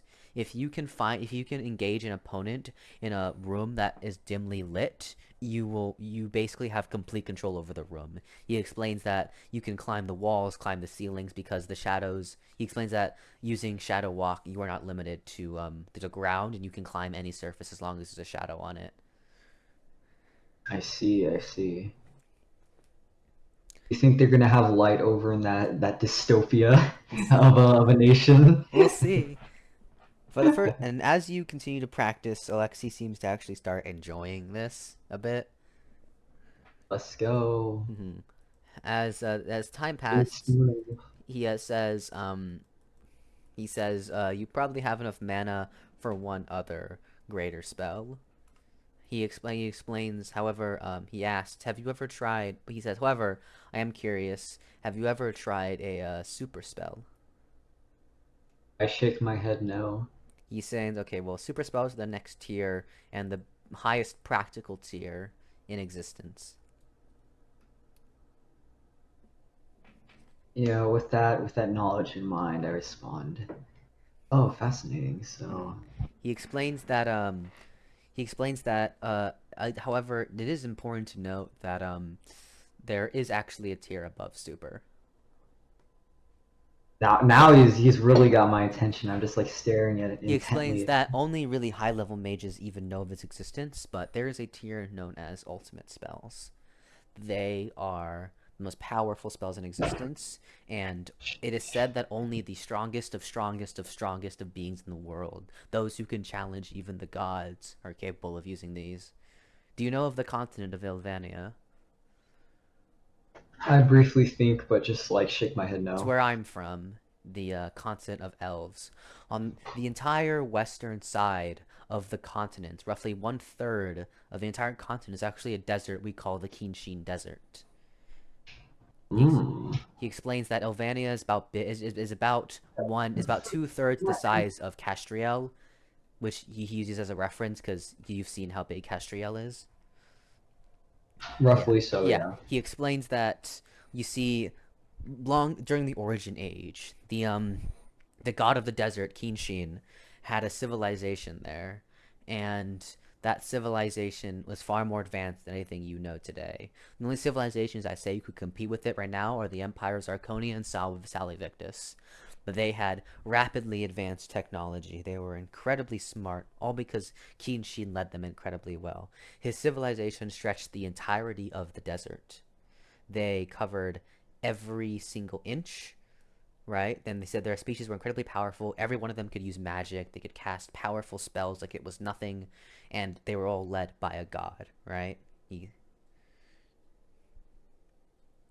And then Lexi kind of looks at you and says, "Well, during the Origin Age, one of the most powerful supreme entities in the world, one of the big three, as we call them, the Fey Monarch.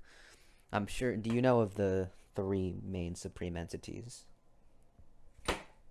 I cannot say I have. Alexi explains, well, you see, the supreme entities are the 15 most powerful beings in the entire world. They are the ones who can contend with even the gods. However, the top three, the Demon Emperor, the Fey Monarch, and the Sea Goliath, are the most powerful. They are the rulers of the most powerful races, the Fey, the Demons, and the Leviathans. They were the first ever beings created in this world, and they have the power to challenge, not only challenge, but beat most of the gods. The only gods they can't contend with are the top three. But the Demon Emperor especially, the current Demon Emperor, is considered the most powerful in the world. And many believe that he could likely take on the entire pantheon by himself if it weren't for the top three gods. Now he's just like looking on in just fascination and just like absolutely stunned at this Yeah. revelation. Yeah.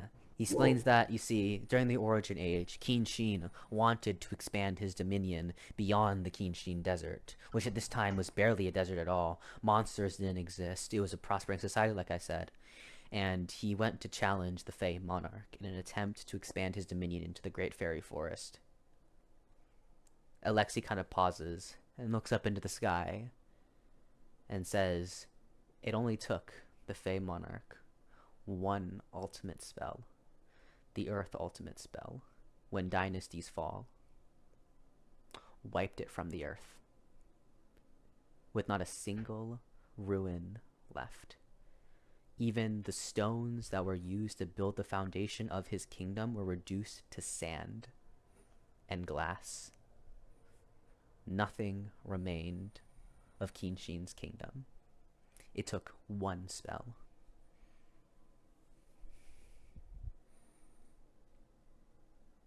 Athenos right now is just like has his jaw dropped immediately. Like this is probably one of the first cracks in his mask. It's like that kind of power.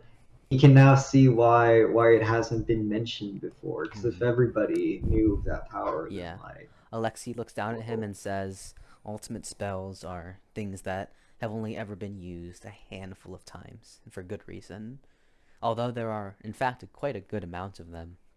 I think 45 in total, 5 for each element. Some of them haven't even been used yet, although obviously we know about them. A lot of us shudder to imagine what were to happen if, and which is why we are happy, which is why honestly, he looks at them, he looks at you. The only thing keeping this world together is the fact that the Fey Monarch, the Demon Emperor, and the Sea Goliath, since the beginning of time, have agreed that in order for the prosperity of Althvinhaim, they will work together to ensure the stability of the world. It's the only reason, in my opinion, that society has continued today." so I just like look at Alexi and I'm like, and under that assumption, then I'm guessing that you cannot perform any ultimate spells, considering the practitioners that usually perform them. He snickers. He's like, "Yeah, you assumed correctly." He says, even if I had the mana pool to cast such a spell, which, by the way, the mana cost of an ultimate spell is around 10,000. Just like looking at my mana costs, like, well, damn. Yeah. He explains that, yeah, I would never. Best I can do is super. He says, regardless, I suppose it wouldn't hurt to teach you. He explains, I doubt any of the books you purchase contain them because they're quite expensive. Actually, they might. I'm not sure. Regardless, he explains super tiers are what most of us in the magic community call trump spells. They're the spells you use once in a fight that tend to drain most of your mana pool, but can usually end a fight pretty quickly. He explains that each element has 7 super spells, and also explains that Cosmic is the only element that only has super tier spells. He explains that Cosmic Magic doesn't even have Greater, it only has Super, and Ultimate, obviously. Which is why he says that even when people who have Cosmic Element, if they don't train their asses off, they're never going to be able to use it. He's just like looking on and just like, wow, okay. He says, but yes, Dang. the dark super spells include the Kenos Super Tier, Void Shotgun, Pitch Black, Ray of Doom, Moonlight Gift, True Dark, and Greater Demonic Pact. Each one of them costs around 700 mana. The only one you wouldn't be able to use with your current mana pool is Kenos, as it has a base cost of 800. He's just like looking on, surprised, like, my mana pool then. Wow. Yes. And then Alexi looks at you and says, however, there is in fact a way to increase your mana pool. I'm looking back at him again with the same rapt attention that I had whenever he was explaining the ultimate spells. And he says it's called aura training. Basically, you sit down in a secluded place where no one can distract you and exert your aura. You spend a few hours sitting there, just concentrating, feeling the world around you, not through your eyes, not through any of your senses, but through solely your mana. By connecting yourself deeper with the facets and understandings of magic in this world, you can increase your mana pool. He looks at you and says, after spending as long as I do, as he said, I spent a lot of my younger years really practicing my aura, and now I have a mana pool of about 3,400.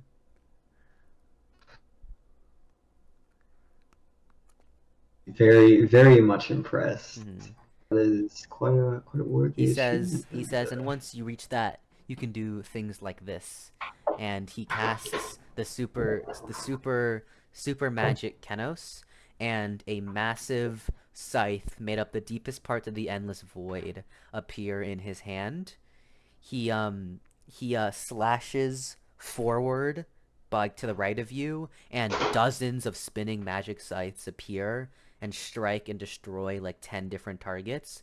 And then he activates an ability he called Dark Tide, and the scythe splits into 2, into a red and black and purple and black variant, and he dashes forward with almost impossible speed. And the wooden pole, the massive wooden mast you saw, which by the way has a radius of about a foot, has about 30 feet tall. In about 0.5 seconds, he just turns it to nothing but splinters. I'm just. And he turns to face you and basically teleports in front of you again, and then puts the sights away. Well, basically just dispels the spell. And he says, that is about the limit that I can do. Well, what a limit that is. I know for one fact I would not be able to beat you in my current level. He laughs and says, don't think about it. Don't knock yourself down too hard. I've had the hundreds of years of experience. And considering the quick ability you're able to learn greater magic even at your age, you're definitely going to strive to become a very powerful mage. Remember, you're a dragonborn. You're just like me. Just like me, you got hundreds of years to practice. Althvinhaim just like takes a quick moment to realize, oh yeah, I'm not gonna live for just like the 100 or so years a human might have, and the much less he would realistically have in his job profession. So he's got a very long time. And that just, he's just circling through his mind as he listens to Alexi. Yeah, Alexi looks at him and says, yes, but for now, I think, yes, I think knowing, if you want, I can teach you maybe 1 or 2 more, of the greater dark spells, or if you'd like, I might be able to teach you one of the, super spells, but that will take a lot longer, admittedly. Well, considering the time frame, I might as well strive or success. So I will learn one super spell, then most likely collapse from lack of mana. Yeah, he says yeah. He says yes. With your mana pool, you probably only can cast one of these, however, so make sure to pick your target carefully, but when this hits, it will hit, alright, he says. All right, so what can I He learn at my explains, current so, match? the attack spells in the super tier include Void Shotgun, Pitch Black, Ray of Doom, and True Dark. And there is one, he said like there is one utility spell called Moonlight Gift, but considering you won't have any mana after casting it, unless you plan on only fighting physical afterwards, I'd advise not it. I nod in response to suggestion. What about this True Dark spell then? He said, yes. True Dark is a spell that summons a massive ray of darkness from the sky that descends upon a target. Once the user decides a place to release the spell, however, that location cannot be changed even if the target moves. I wouldn't recommend this one for you because it's not less of a trump card. It's a specific kind of spell, and you need to have your opponent in one place for the charge time, which is 7 seconds. I see. And Alexi explains, whilst it definitely has the most raw power of any of the super tier spells besides Kenos, you know, as you can imagine, you need to play it right. Well, how about the Pitch Black shotgun? He says Then. pitch black basically it's sorry, it's not actually, oh my bad, it's not actually an attack spell. I forgot. Okay, well, Alexi, we'll say that Alexi didn't include that. Okay, all right, He cool. would know his spells. All right, yeah, okay. Unless he's getting senile already. No. What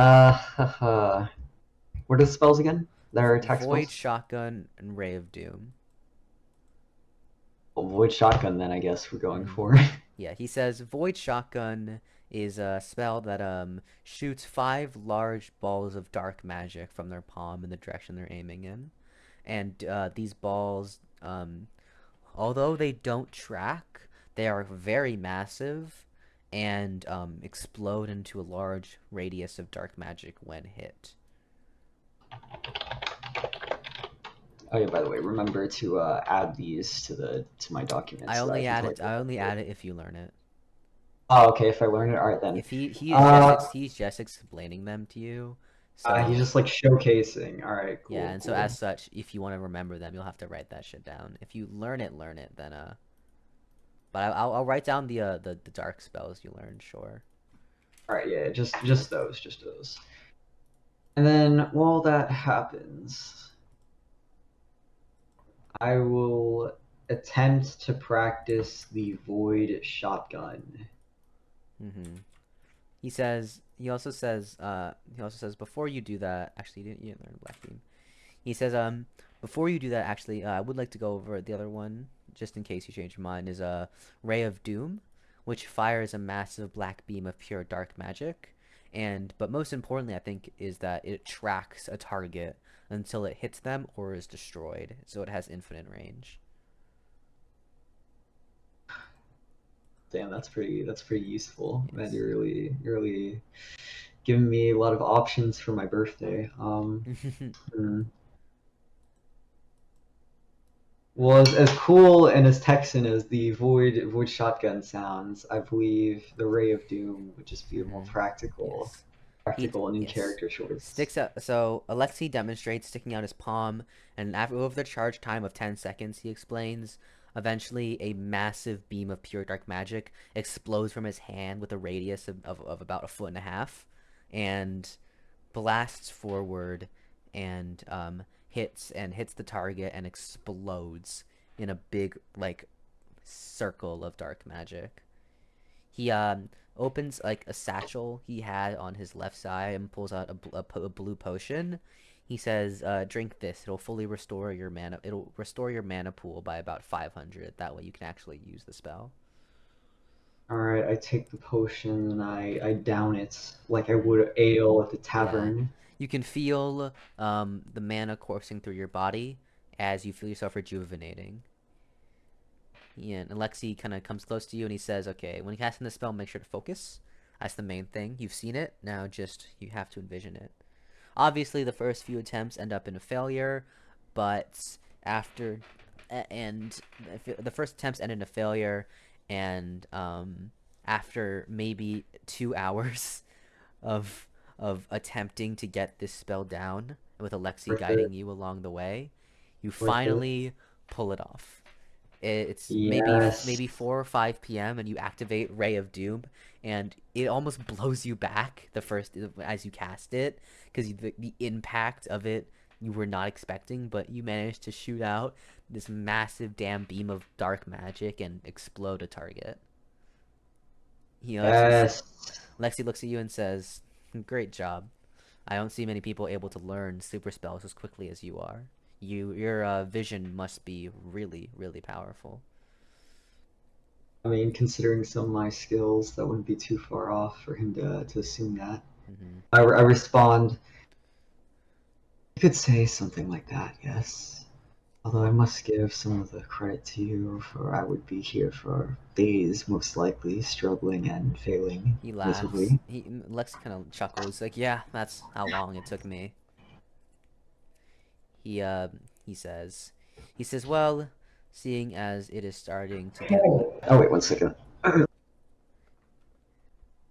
Jamal listening to Dread learning scythe spells, fucking stopping. Lovely. Jamal, I like how Jamal's using scythe gifs too, just to cope with the fact.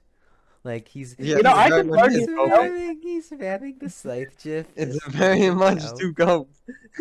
No, I can wait. The book I got, does it go up to super spells? Everything. No, you bought the Mage's Guide. Basically, there's the Element 101, which covers lesser and basic. Mage's Guide to Element, which is basic, lesser, and greater. And then there's everything you need to know about Element, which covers lesser, basic, greater, and super. And of course, there is no book about ultimate spells because no shit. Obviously. Yeah. Yeah.